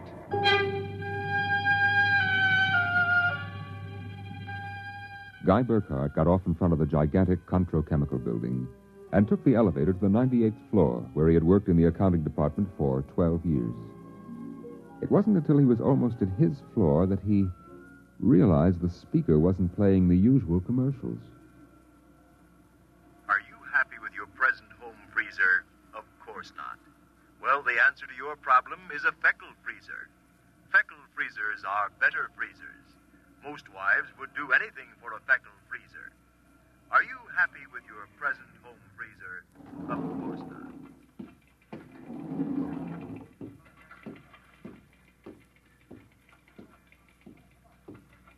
Good morning, Miss Horn. Good morning, Mr. Burkhart. A new hairdo, I see. Well, yes. Do you like it? Makes a lot of difference in your appearance. Is Mr. Barth in? Why, no, sir. He had an appointment with Mr. Dorchin at the advertising agency. Today? But today's the 15th of June. He has to sign the quarterly statement. He said he wouldn't be in. That's mighty peculiar. Yes, sir. Oh, by the way, Miss Horn, what the devil is a Feckle freezer? A Feckle freezer? There's some new copy on the elevator commercial. Dorchin must have landed another account. Feckle freezers. I really don't know, Mr. Burkhart. It's a funny day. Can't quite put my finger on it. There's something strange going on. He couldn't shake the thought out of his mind. It persisted all through the day and through dinner. He was still brooding as he and Mary got ready for bed. I guess I'll get a good night's sleep. Coming? I think I'll sit up and read for a while. All right, dear. Good night. Good night, dear.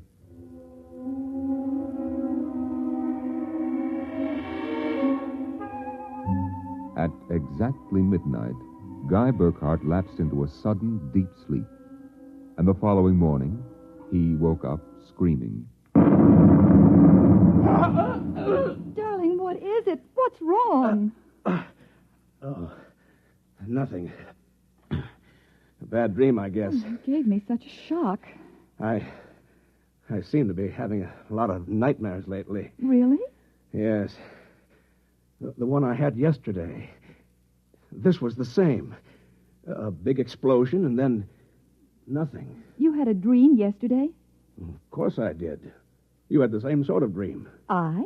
Oh, Guy, you're mistaken. I don't remember dreaming. Mary, you told me. Guy, you're mistaken. But, Mary... Maybe you dreamed I had a dream. Maybe... Yes. I might have done that, I suppose. Everything did seem sort of strange yesterday. That's probably it. You'd better get dressed, dear. Today's the 15th, and that's when the quarterly statement... 15th? Yes. Well, then, there must have been a dream. Because yesterday was the 15th. Guy Burkhart got up, dressed, ate breakfast, and took the usual bus to work. Once again, everything seemed even brighter and newer than usual. Once again, he was puzzled when he noticed none of the old crowd on the bus. Pardon me, please. Look, don't shout so. Oh, Henry, good morning. Morning. Don't you recognize your neighbors? I don't believe we've met. Henry, it's me, Guy Burkhart. What's going on? I'm sure I don't know, sir. For God's sake, don't talk to me. What is it? Are you being followed or something? Don't you know? I was sure you remembered. Remembered what? I can't talk. This is my stop, so will you please excuse me? Henry! Henry, for Pete's sake! As in yesterday's dream, Guy Burkhart got off at his stop and took the elevator to the 98th floor. The speaker in the elevator purred a new commercial this time. Marlin cigarettes. They're sanitized. Does your present cigarette make your throat feel raspy and unpleasant? Marlin cigarettes contain a miraculous new drug which actually gives you the sensation of smooth, creamy smoke. Marlin cigarettes. Marlin cigarettes. Marlin cigarettes. He walked down the marble corridor to his office. Good morning, Mr. Burkhart. Good morning, Miss Horn. Do you like my new hairdo? Why, yes. Is Mr. Barth in? No, sir. He had an appointment with Mr. Dorchin at the agency. I know. You know? I guessed it anyway. And today's the 15th of June, and he won't be here to sign the quarterly statement. And I'm going nuts. Let me have a cigarette, will you? Yes, sir. Try one of these. They're Marlin. I never heard of Marlins before today. What are we? A bunch of guinea pigs for Dorchin's new advertising accounts? Is something wrong, Mr. Burkhart? Wrong? Perish the thought, Miss Horn. Perish the thought. Hello? This is Swanson. Henry Swanson. What is it? Do you remember? Remember what? Just remember. Listen, Henry, let's stop playing games. Yesterday, either I was dreaming or you snubbed me on the bus. Today, the same thing happens. You do remember, thank heavens. I thought so when I saw you, but I couldn't be sure. What is it you want? Listen, tomorrow morning, when I get off the bus, you get off with me. But be casual. They may be watching. Who may be watching? Swanson. Hello? You buzzed, Mr. Burkhart? Yes, I'm still out of cigarettes. Would you buy me a pack of Kelvins? Wouldn't you rather have Marlins? I smoke Kelvins. But, Mr. Burkhart, Marlins have that soft, creamy smoke that's so soothing to your throat. You really believe that stuff? It's true. I wouldn't say this, Mr. Burkhart, except that, well, I've gotten to know you pretty well, and I've grown to admire you so much. I see. Would you mind, Mr. Burkhardt, if I told you that for months now I've wanted to, well, just comfort you. I know how troubled you've been. You've never mentioned your feelings, Miss Horn. April. My first name is April. That's a pretty name. You see, I do have your welfare at heart. That's why when I see you smoking Kelvins, and I know Marlins are so much better, won't you let me buy some of them for you? I suppose so. Why not? Here, you bring me a carton. Thank you, Mr. Burkhardt. Guy. I'll be back.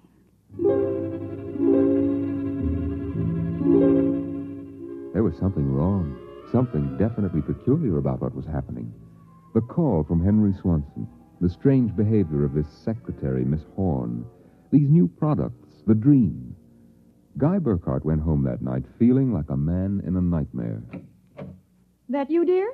Yes, me. Have a good day. Fair. Oh, before you sit down, would you go down the cellar and put in a new fuse? The switch in the hall closet blew out, and I shut it off. Okay. Supper will be ready in a minute, so don't start fooling around with that old boat hull you've been building. I won't.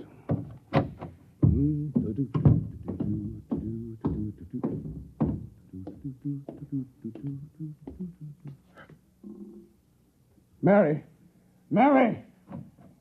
What is it? Come down here. Hurry up. What is it? I'm not sure. I was looking for a fuse, and I thought maybe I'd dropped one under the boat hull, so I scratched around. Look. Let me put the flashlight on it. Well? Look at the floor. What about the floor? It's supposed to be cement. Well? It's copper. There's a thin layer of cement, but underneath it's metal. Look here. Underneath the concrete, more metal. There. And here, on the wall, metal. Metal under the floor, behind the walls, every place. Well, I don't really understand. Mary, I know this sounds crazy, but somebody, for reasons I can't begin to guess, has taken this house and replaced it with a clever imitation. Guy. I know it sounds insane, but take a look. That bracing on the beams. That isn't the bracing that was always there. Oh, you're imagining. I am not imagining. Mary, I'm going to look around for a little more. Well, your dinner will be ready. Save it for me. There are a couple of things I have to figure out.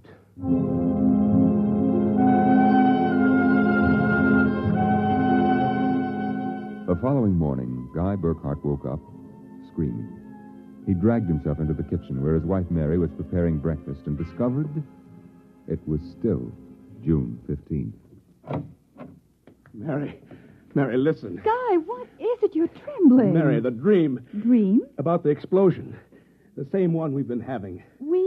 I didn't dream about any explosion. You did. Why are you covering up? Covering up, Guy? What's happened to you? It happened. It happened. What? Where's the morning paper? Where is it? Outside the door, I guess. June 15th. Well, you'd better hurry. Today's the day Mr. Barth fills out the quarterly tax return. No, it isn't. What? He won't be there. He'll be at a meeting with the head of the advertising agency. Mr. Dorchin? He'll be there, and Miss Horn will have a new hairdo. And the elevator will be selling some new product. And Swanson... What about Swanson? Swanson. I wonder if it's going to be the same today or whether... Guy, what in the world are you talking about? Nothing. Where's my coat? You haven't had breakfast. I don't want to miss my bus. I'll see you tonight. Guy Burkhardt got on his bus. There were the same unfamiliar faces, the same unusually new-looking buildings, the same unusually bright sunshine, and Henry Swanson, pale and furtive. Oh, excuse me, sir. You're quite all right. Do you remember the phone call? Yes. Oh, thank heaven. Get off at the next corner and follow me. Where are you going? There's an excavation for a building about a block down. But make sure you aren't followed. I'll go first.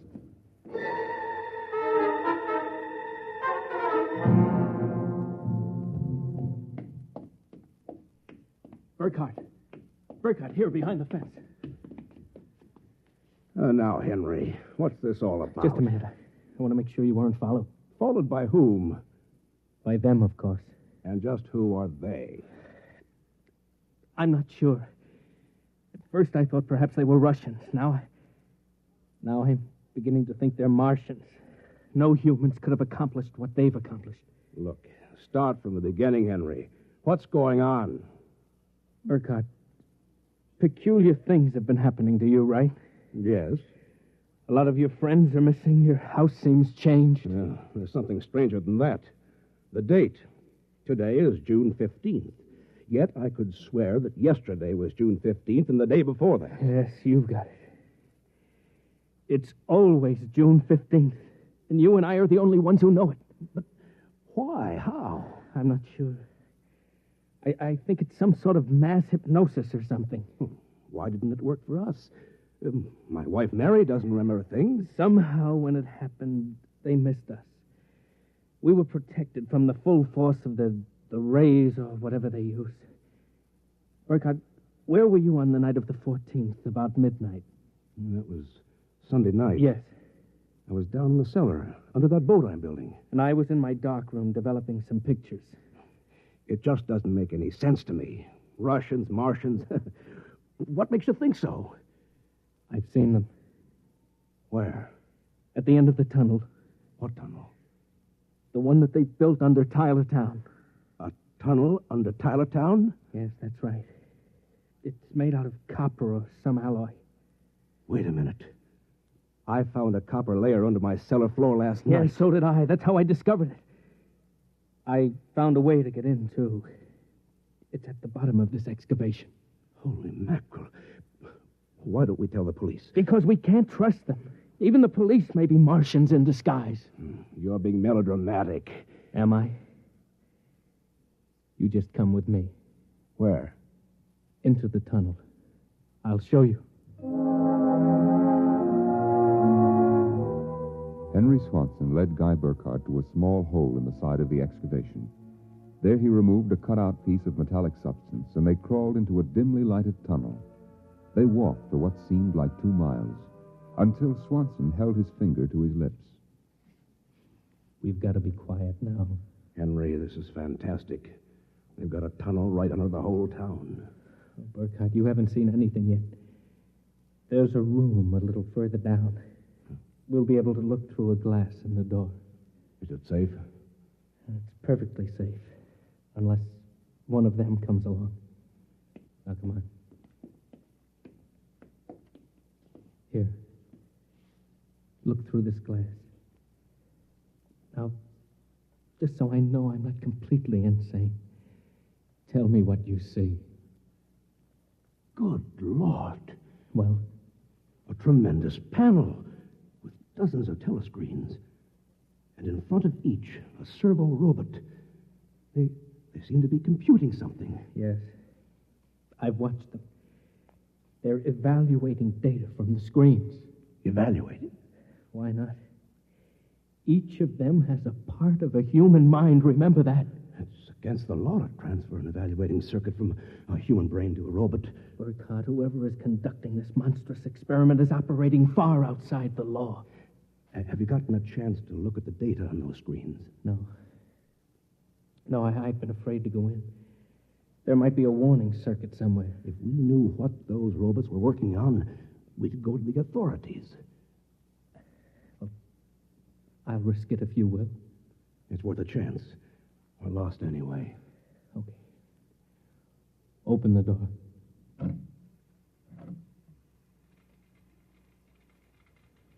So far, so good. Come on. Let's take a look at that data. Yes, but don't interfere with the robots. Don't worry. Let's look at the screen. Listen to this. Tests in the 47K12 group with Marlin cigarettes pulled 80% using the soft feminine approach. Indications are that an extension of this approach would sell at least 70% nationwide. On the Feckle freezers, the direct elevator pitch pulled only 10%. This should be abandoned and a new series of high-persuasion elements introduced. Henry, do you know what this means?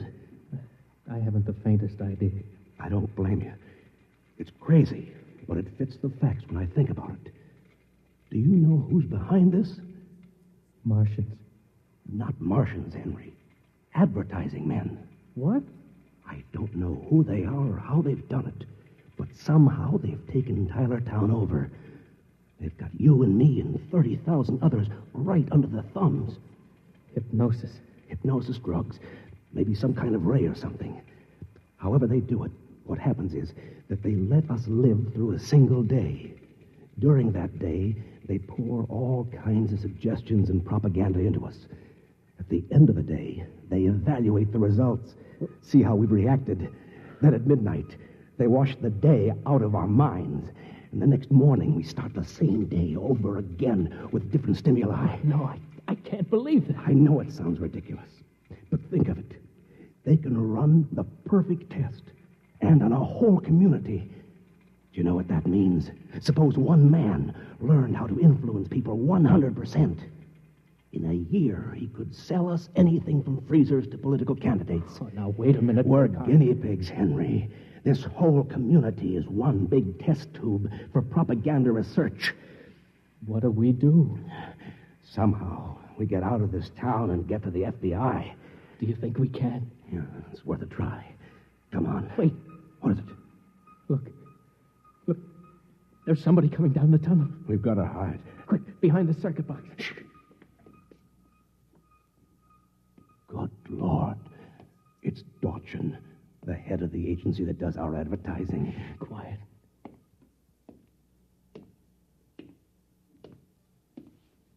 All right, Burkhardt, come out.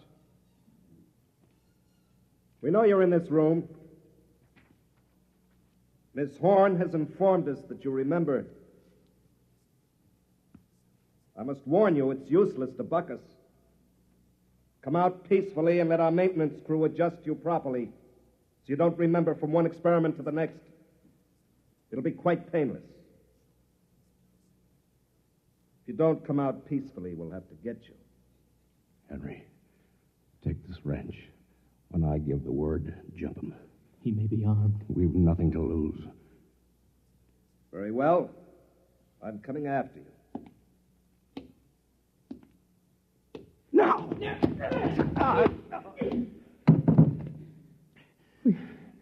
Burkhardt, I've killed him. Wait, I'll get his coat unbuttoned.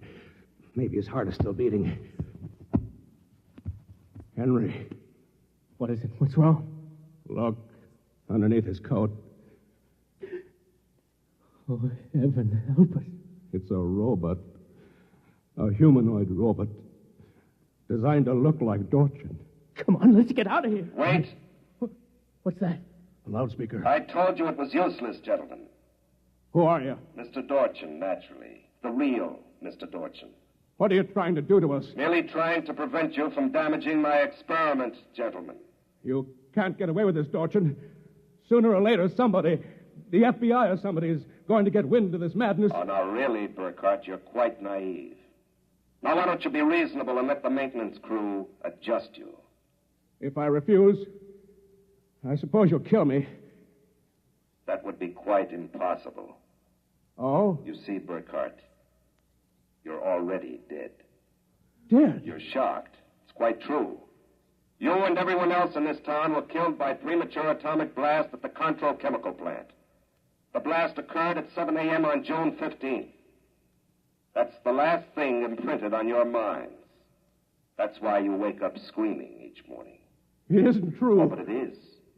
What I and my associates did was take the brain circuits from your dead bodies. We stored them in electrochemical batteries until we had a chance to rebuild the cities and begin our tests. Do you think I believe a fantastic tale like that? I imagine you find it incredible. Of course, we didn't rebuild everything exactly. After all, it only has to last for a single day. June 15th. At midnight, we turn off the power and wash out the memory of the day. You and your friend Swanson, unfortunately, have defective circuits. You remember. Burkhardt, it's no use. We're trapped. Please give up. Not me. But what can we do? We can make a run for it down the tunnel. Come on. It's useless, Burkhardt. Keep going. It's useless. Useless.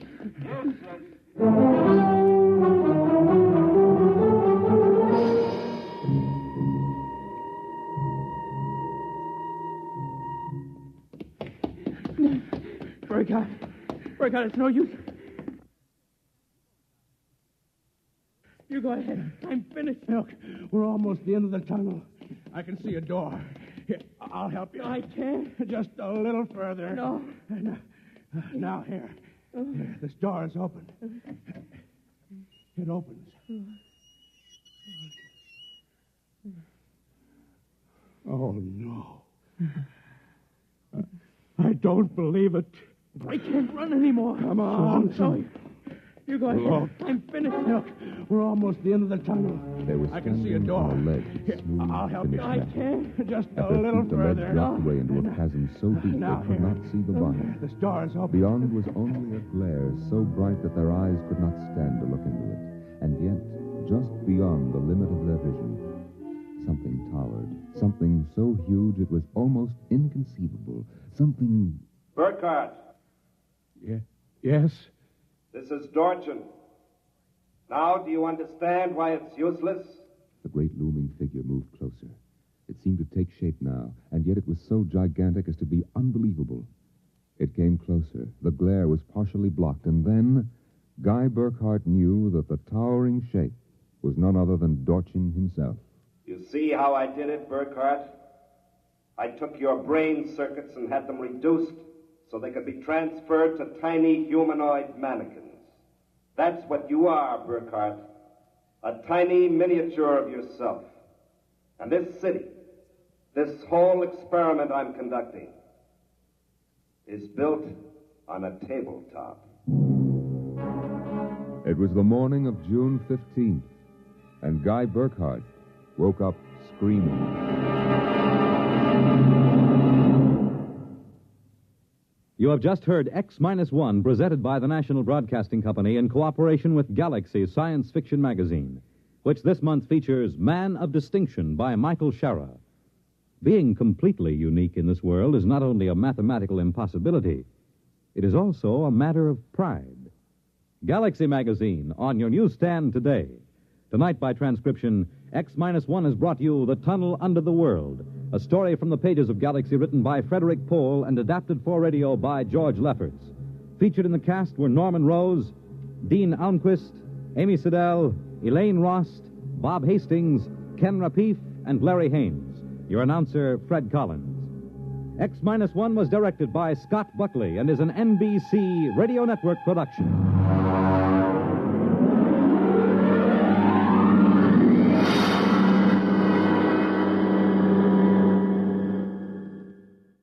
The music of Russ Morgan live on Bandstand weekday mornings on NBC Radio.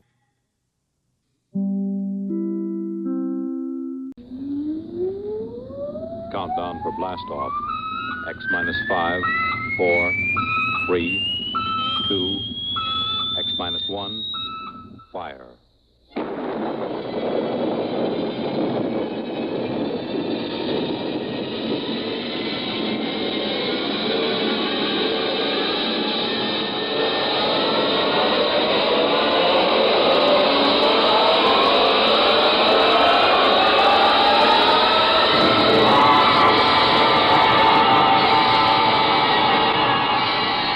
From the far horizons of the unknown come tales of new dimensions in time and space.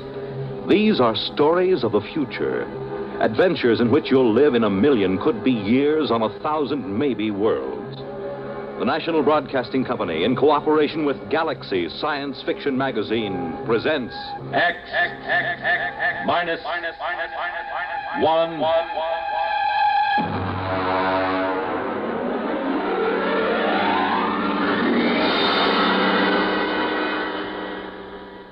We go forward in time to the days when war has been outlawed, and in its place, there is a system of carefully controlled, legalized murder.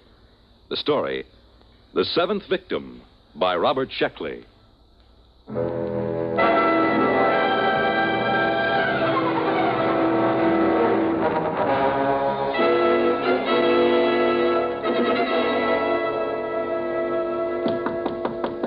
Is that the mail, Jenny? Bring it right in.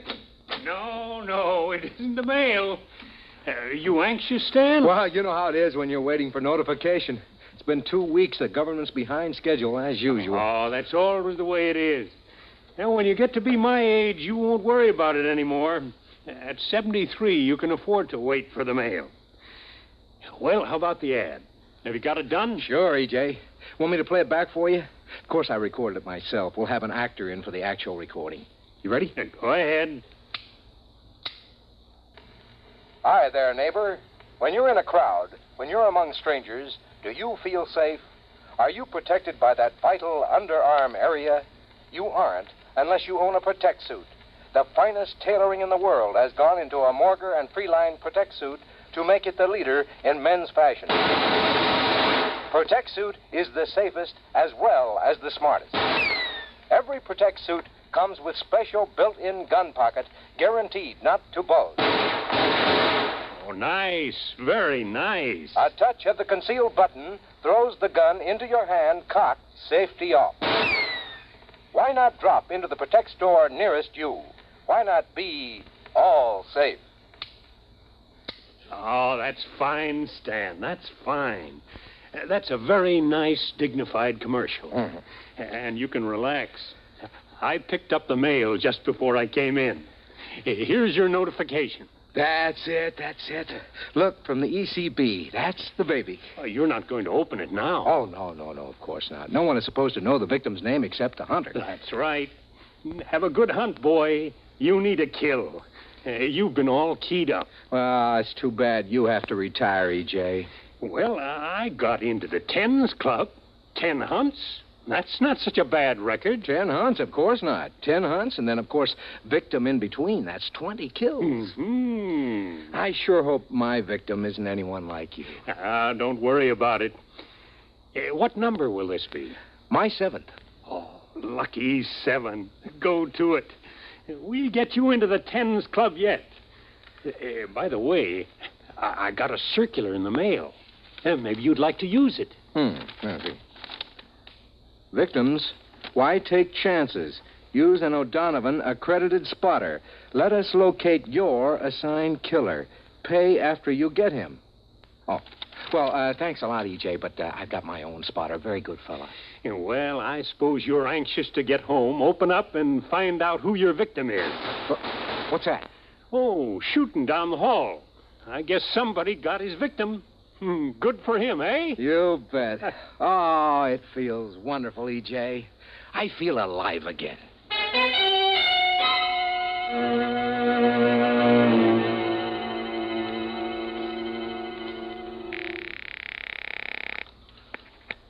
Morrow's Garage. Hello, Ed. Freeline. Oh, hi, Mr. Freeline. I'm going out on one, Ed. Wow. Good luck, Mr. Freeline. I suppose you want me to stand by. Yeah, that's right. I don't expect to be gone more than a week or two.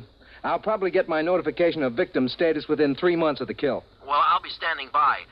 Good hunting, Mr. Freeline. You'll be sure to save time for me now, Ed. I'd hate to be caught as a victim without a first-class spotter on my side, huh? Oh, now, don't you worry, Mr. Freeline. I'll be right there in your corner. I've got a couple of good ideas for an ambush that I haven't tried yet. Good. Well, I'll get back in touch with you right after the kill.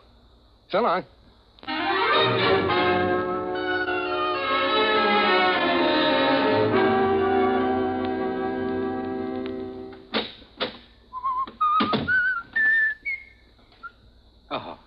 Mr. Freeline? What are you doing in my apartment? Allow me my card. Emmanuel Gale, Emotional Catharsis Bureau. What do you want from me? Oh, just a standard spot check in reorientation. Oh, I see you've got your notification. Yeah, that's right. I haven't opened it yet. Do you mind? No, go right ahead.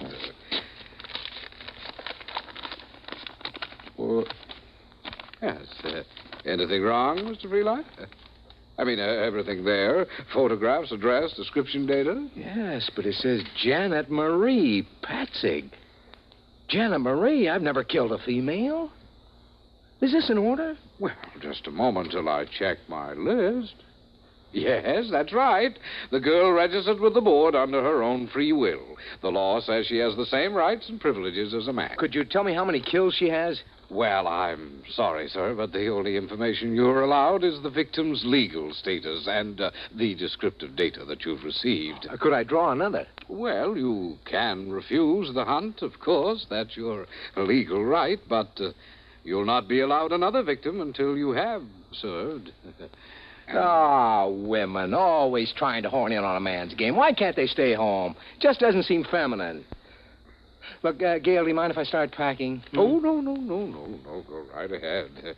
If you like, you can give me the historical checkout while you pack, and I'll just tick it off here on my list. Well, all right. Where do you want me to start? Let's see. Question 1, I think. When was the Emotional Catharsis Board established? Well, the board was formed at the end of the Fourth World War or the Sixth. Depends on if you count the new Argentina War. Well, either count will do. Go ahead. Well, let's see. Weapons increased in magnitude, efficiency, and exterminating power. Soldiers became accustomed to them, and it looked as if another war would be the war to end all wars. Would you hand me those shirts, please? Oh, yes, of course. So, this time, the peace had to last for all time, but the government recognized the presence of a need for violence in a large percentage of mankind. They recognized the validity of competition, love of battle in the face of overwhelming odds, and these, they felt, were admirable traits for the race. So their problem was to arrange a lasting peace that would stop the race from destroying itself without removing responsible traits. I'll just get a new toothbrush in New York. Very good, very good. All right, Mr. Freeline. Now, if you could run down the basic rule. Well, anyone who wants to signs up with ECB for a fine legal murder. Then, of course, he has to take his turn a few months later, if he survives. The Emotional Catharsis Board picks the victims' names at random. A hunter is allowed 6 months to make his kill. Armament? Yeah. He's allowed to use a standard caliber pistol. He can wear no armor. Victim is allowed to wear armor and is allowed to hire spotters. Very good, very good. Now, we don't have to go over the penalties for killing or wounding the wrong man. I'm sure you know all that. Oh, it's a beautiful system, isn't it? All the people who want to kill can, and that's about 1/4 of the population. Those who don't want to don't have to. At least there aren't any more big wars, just hundreds of thousands of small ones. All right, Mr. Freeline, you're checked out for orientation. All the same, I don't exactly like the idea of killing a woman. But she did sign up, didn't she? Yeah, that's right. Janet Patzig in New York. Well, I'll be taking one of our Protect Suit specials. Have you seen one of these, Mr. Gale? When I actuate the mechanism, watch how fast the gun springs out at the ready. Oh, excellent. It's excellent. Strange, isn't it, Mr. Gale? Each killing is a new excitement.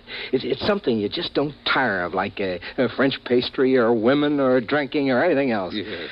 Let's see, there. I guess that's it. Now a note for the milkman, and that's about all. Well, I'll be getting along, Mr. Gale. Oh, and good hunting, Mr. Freeline.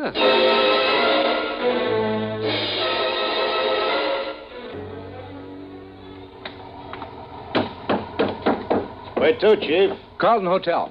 Carlton, you bet. Just get into town? Is it that noticeable? I've been picking up from the airport for maybe 10 years. I can spot an out-of-town killer by the way he carries his suitcase. You wouldn't be working as a spotter, would you? Oh, no. The Hack Bureau don't like it. This isn't your first kill, I can tell. Yeah? Yeah, guys on their first kill get too anxious. They want to drive right to the victim's address, walk right into an ambush. I'd say you had maybe 5, 6... 7. 7? Well, you haven't got too long to go before you get into the Tens Club. You ever been hunting? Nah, I can't afford it. Look, I'll tell you what. If you can just drive me around the Chelsea area, I'd just like to look at the streets. Aha, that's where your victim hangs out, huh? Sure, be glad to. You know what you ought to do, Mac? You ought to drop in at the Hunter hunting show at the Coliseum. They got everything.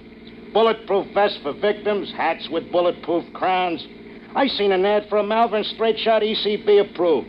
Carried a load of 12 shots with a deviation of less than 1,000th inch per 1,000 feet. Oh, it sounds like a fine gun. And they got all kinds of trick things.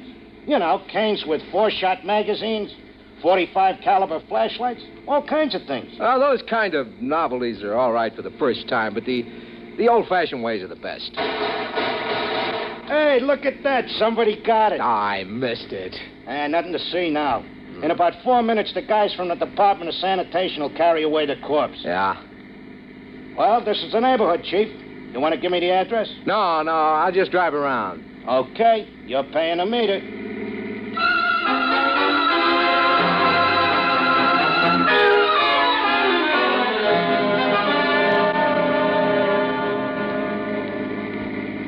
Now, wait a minute. What is it, Chief? There. That sidewalk cafe, you see? Yeah, shall I stop? No, just drive slowly. There she is. Sitting at a table. You mean the victim is a dame? Yeah, she's just sitting there. She crazy, exposing herself in the open? Boy, that's sure no way to stay healthy. Not when you're a victim. Drive around the block. Okay. And she looks younger than her pictures. She looks sad. Wonder if she's been notified. Well, she's got to be notified, Chief. They can't send you your notice until her signed receipt gets back to the office. It's automatic. Yeah, that's right. Isn't she even going to try to defend herself? Doesn't look like it. Here we come again. She's still there. All I have to do is just ride by in a cab and pump a bullet into her. Okay, Chief, I'll go real slow. You be sure to allow for the motion of the car. No. Park across the street. Sure.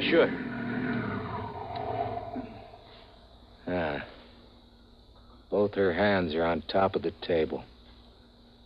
An easy, stationary target. All I gotta do is... Say, that's some gadget. Hey, remember to roll down the window before you shoot that gun, huh? Nah, it's an easy shot. It's too easy. Look, mister, hurry up, will you? If a cop comes along and finds you shooting out of my cab, he'll give me a ticket for double parking. Nah, it's too easy. All my other 6 kills have been hard. My victims have tried every dodge. One of them hired a dozen spotters. I got them all. I dressed as a milkman. Hey, that's pretty clever. Nah, this wouldn't be a trophy. Here, put your flag up. I'm getting out. Okay. Going over to talk to her. She's your victim. I know. It's too easy this way.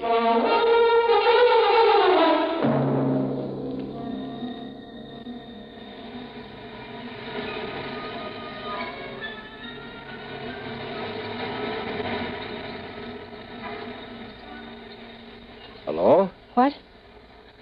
Hey, look, if I'm being fresh, just tell me and I'll go. I'm an out-of-towner here on a convention. I'd just like to talk to somebody. If you'd rather I didn't. Oh, I don't care. May I sit down? Like to buy you a drink, if I can? I don't care. My name is Stanton Freeline. I'm Janet. Janet what? Janet Patzik. Well, nice to know you.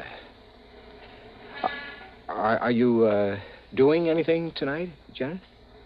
I'm probably being killed tonight. Oh, are you a victim? You guessed it. If I were you, I'd stay out of the way. No sense getting hit by mistake. Well, you're awfully calm about it. Don't you care? Haven't you got any spotters? No. Mr. Freeline, I'm a bad, bad girl.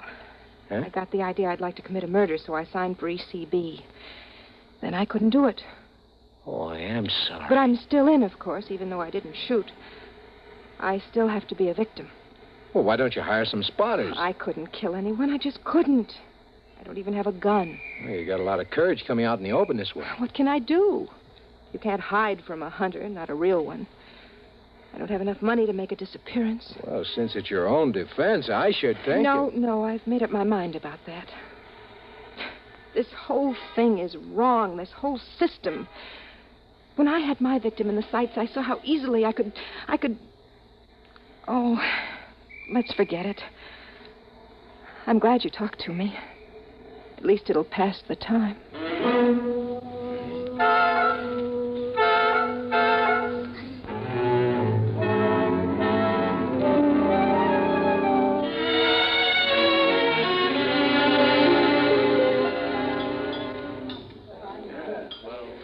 It's been a lovely dinner.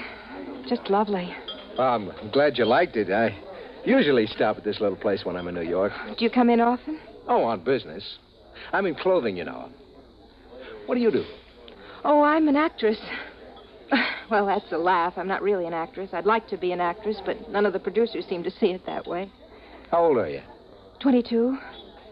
I've only been in New York for a year. You know, you're really being very foolish just sitting out in the open that way. Why, you're a hunter. Could come along and just pump a bullet into you. I know, but somehow I feel safe with you. Oh. Say, Janet, would you like to go to the gladiatorials with me tonight? We got about 20 minutes. We'd only miss the opening numbers. Well, I suppose so. Might as well, huh? Eat, drink, and be merry.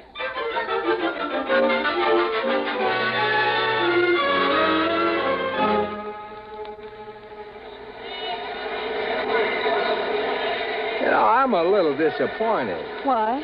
Oh, I thought the New York gladiatorials would be something special. It's about the same as Cleveland. Historical events, swordsmen and netmen, duels with sabers and foil. Isn't there any difference? Well, the duel to the death is the same in Cleveland as it is in New York. You know, that's funny. I used to think that gladiatorials were very exciting. Now they just make me a little sick.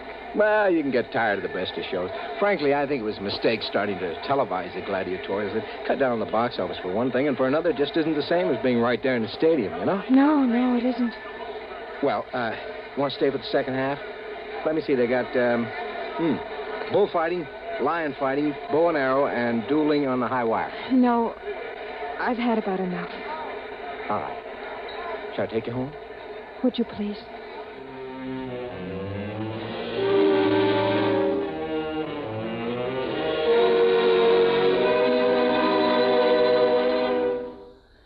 Sit down. I'll fix you a drink. Janet. What?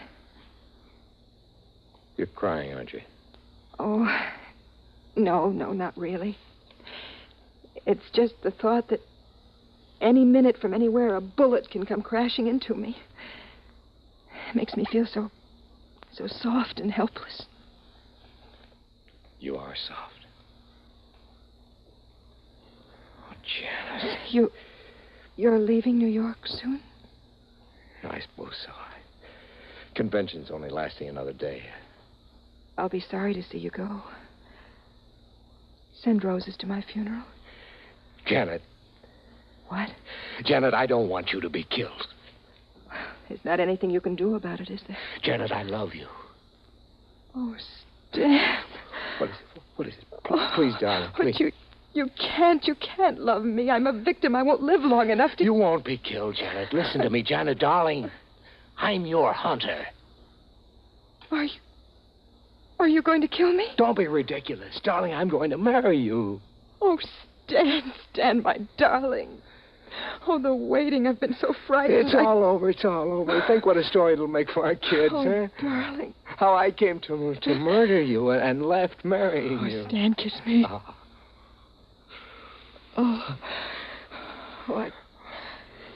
I think I'd better have a cigarette. Let's start packing. No, wait. You haven't asked if I love you. What? You haven't admired my cigarette lighter. What are you talking about? It's a lovely lighter, isn't it? With a small hole in the bottom. Just large enough for a .38 caliber bullet. No, don't. I'm not being funny, darling. But Janet, I love you. I told you I love you. What's the matter with you? I don't love you, Stanton. I am a good actress, aren't I? Even though the producers don't think so. You knew all along. Yes, of course. Don't reach for that.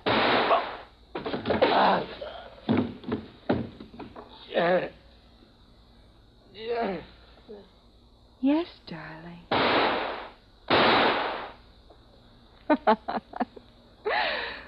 Well, now I can join the Tens Club.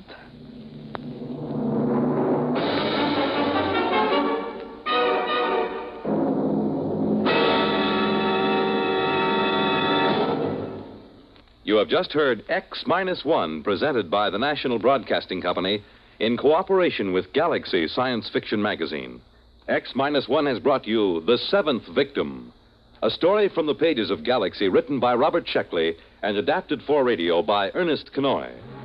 Featured in the cast, Lawson Zerbe as Freeline, Terry Keane as Janet, his killer, Frank Maxwell as the cab driver, Ian Martin as Emmanuel Gale of the Emotional Catharsis Bureau, Irv West as Freeline spotter, and Arthur Hughes as his business partner. Your announcer, Fred Collins. X-1 was directed by Kenneth McGregor and is an NBC Radio Network production.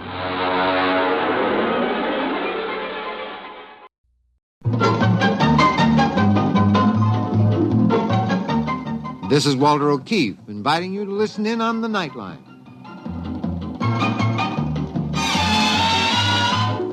Tonight, live the incredible life of ages yet to come in a time that might be 1,000,000 years from now on X-1.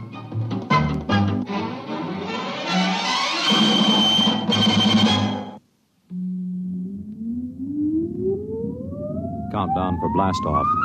X-5, 4, 3, 2, X-1, fire.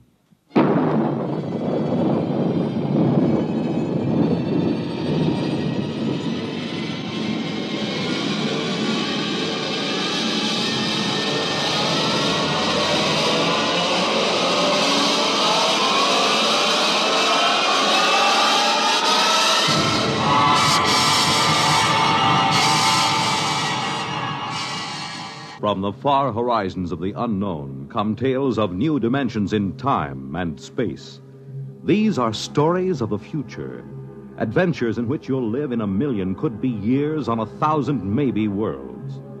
The National Broadcasting Company, in cooperation with Galaxies Science Fiction Magazine, presents X-1.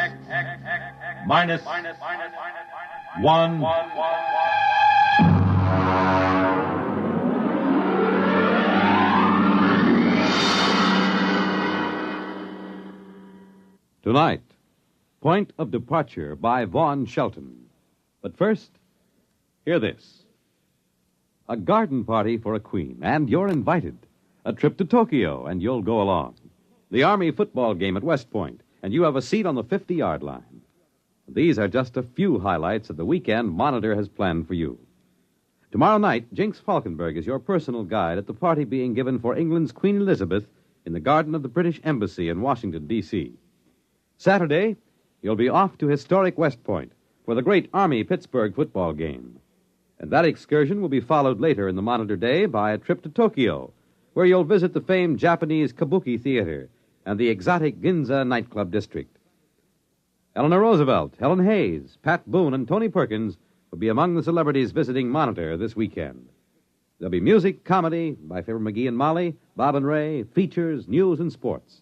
So start your weekend right with Monitor on Friday night and stay with Monitor all weekend long over most of these same NBC radio stations.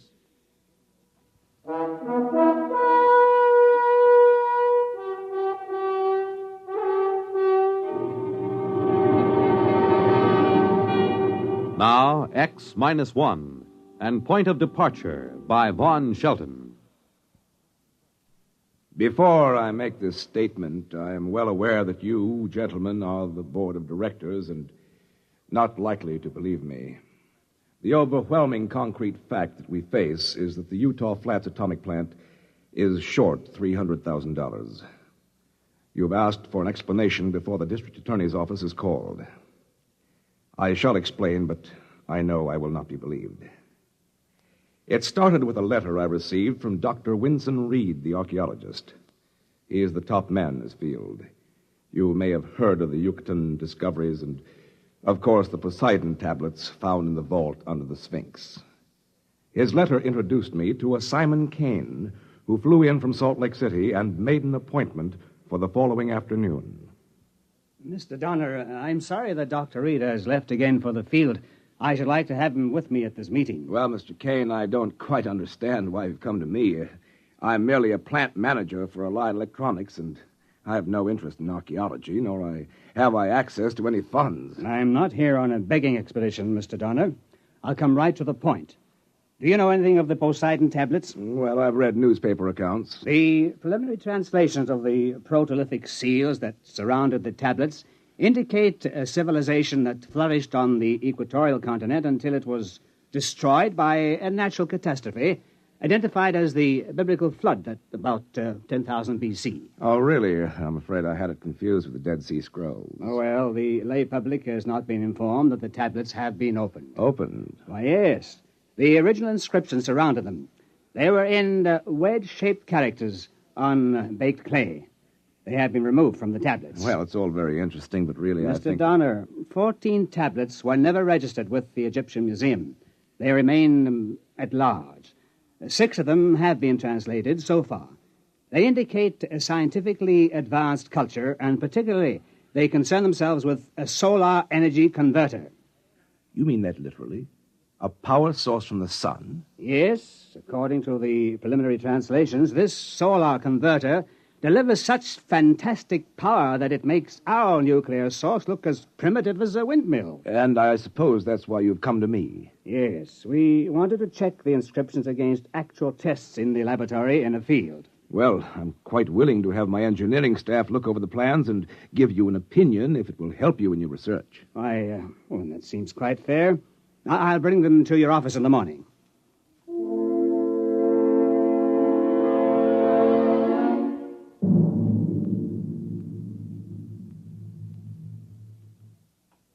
I suppose I half believed him at the time. I had heard of the Poseidon tablets, and I knew that the frontier of archaeology had been pushed back far beyond current thought by them. You gentlemen of the board of directors will have to believe me that I suspected no fraud. I had no reason to doubt Kane. I called in Rowell and Henniger, 2 of our engineers, and left them alone with Kane. About 5 o'clock, I got Rowell back in my office. Mr. Donner, it's remarkable. Quite remarkable. Of course, I don't quite understand the field mathematics involved. Rowell, I want a simple answer from you because I'm a simple executive type. Will that thing work or not? Well, of course, it'll need a field test, but theoretically, I see no reason why it shouldn't. Should we build it? Well, there isn't any question, is there? It's revolutionary. Quite revolutionary. All right. You and Henniger are assigned to it. I'll give it a project name in the morning and allocate a research budget. You'll be working with Mr. Kane.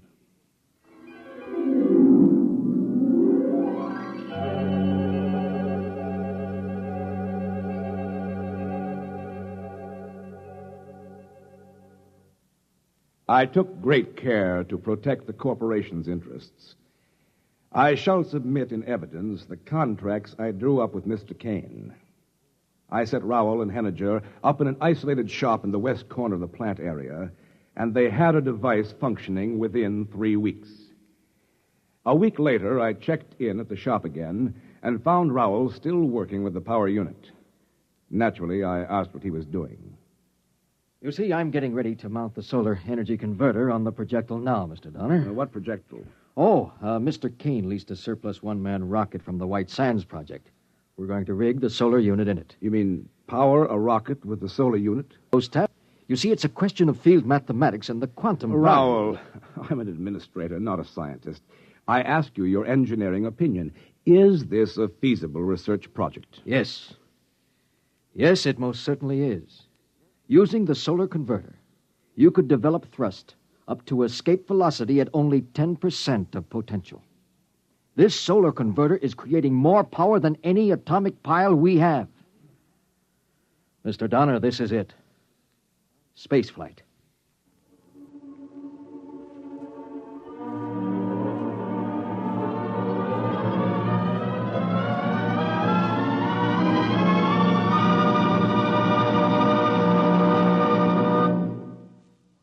You are listening to Point of Departure, tonight's attraction on X-1. This is...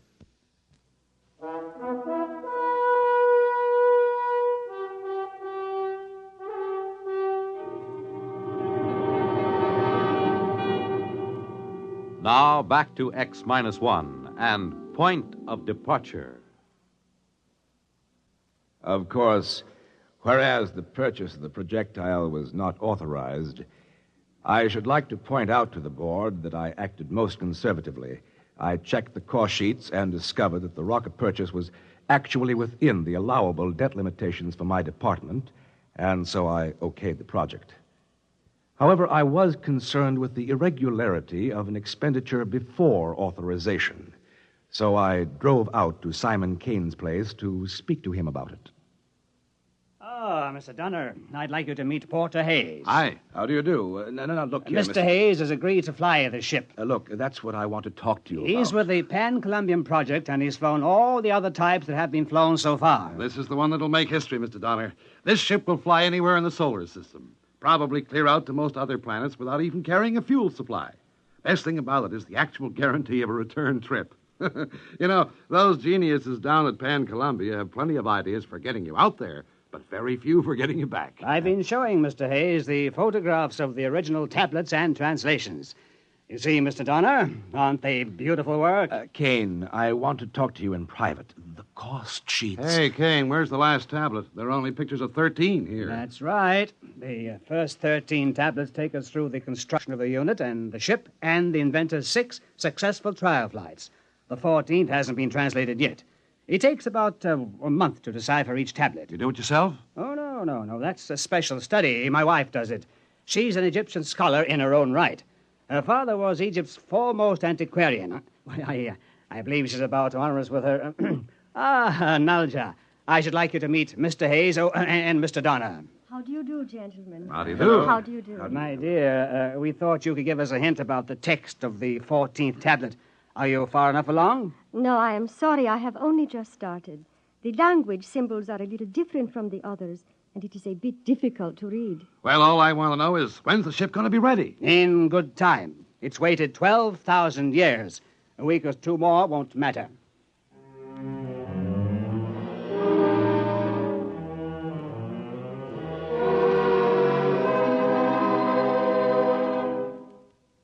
During the next 2 weeks, I was too busy with other things to worry much about the project, but I would like to call the board's attention to the fact that I submitted multiple progress reports at 5-day intervals as required by plant operating procedure.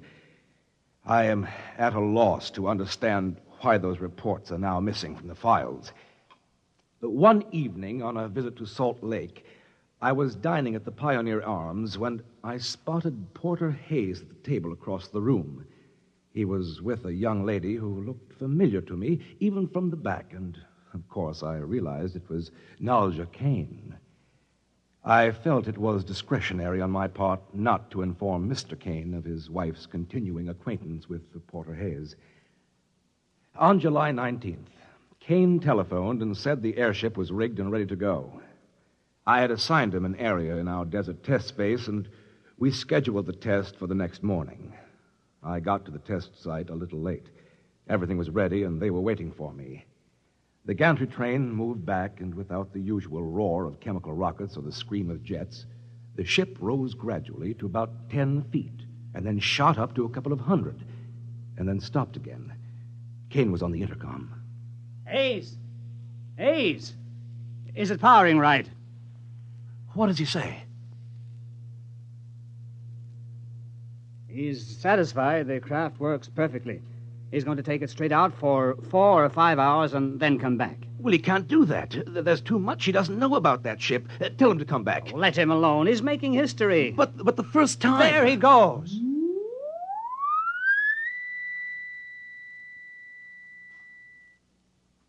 Well, I think I'll go down the road a few miles to get some breakfast. I'll be back shortly.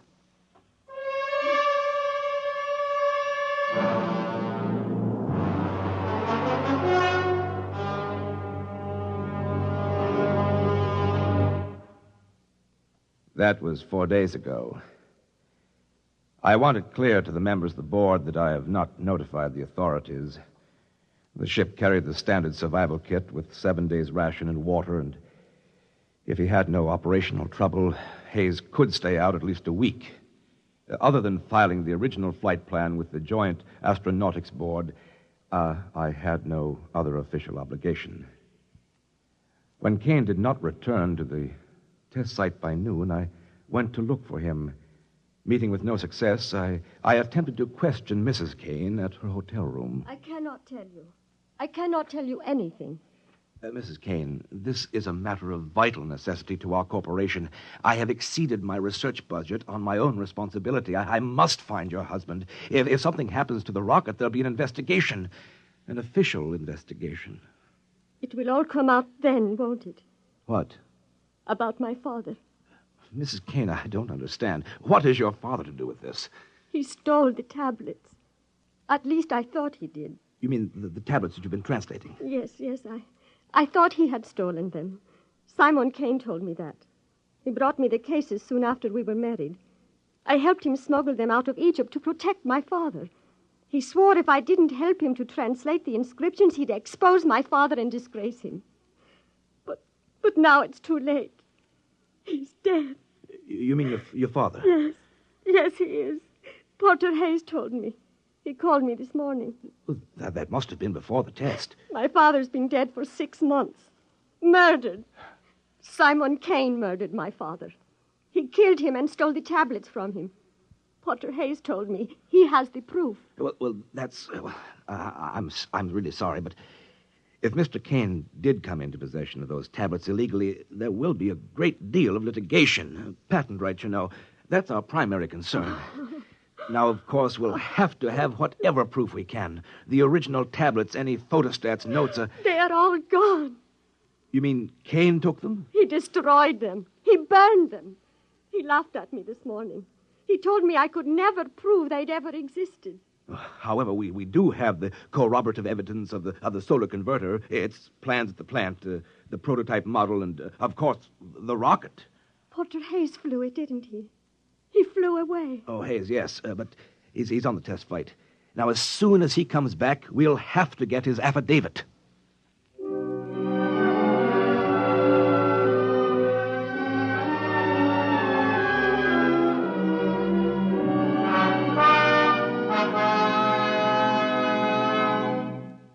I'll admit I am at a loss to understand the absence from the plant files of all plans and prototype models of the solar converter. However, I am awaiting a report momentarily from our proving ground near Salt Lake on the return of Porter Hayes and the rocket. In the meantime, I am in receipt of a communication from Mrs. Kane, who had discovered a sketch of the 14th tablet, which remained unburned. She includes a translation, and I open this now in the presence of you gentlemen, and I include it in my report. I am convinced that the translation, which I have never seen before, will prove to you gentlemen my probity and my good faith in the corporation's behalf. And now I open the envelope. The translation, 14th tablet, and I quote, "The foregoing record is accurate, and we acknowledge a superlative contribution to science of the inventor."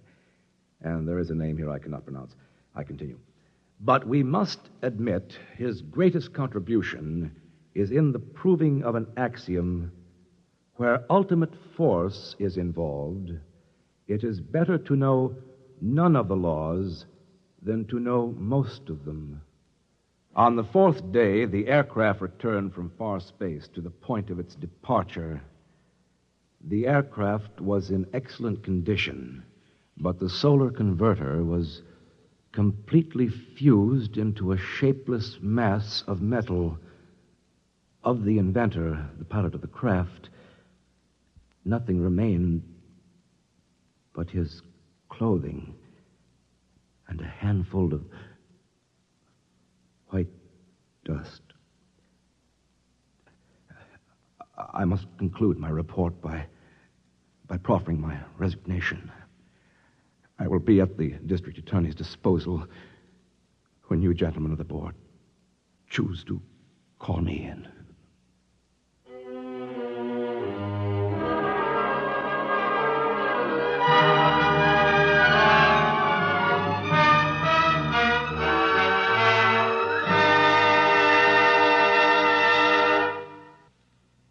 You have just heard X-1, presented by the National Broadcasting Company in cooperation with Galaxy Science Fiction Magazine, which this month features Willie Lay's factual account of the fascinating disappearance of the dodo.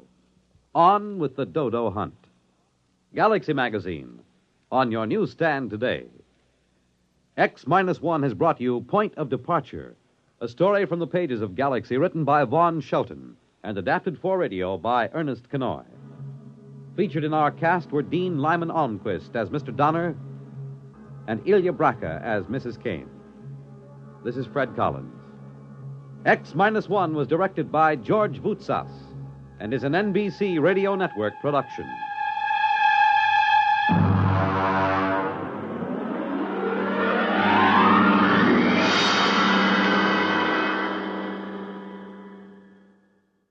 There's excitement in the air at night, and Nightline brings it to you. Hear Nightline with Walter O'Keefe, next on most of these NBC stations.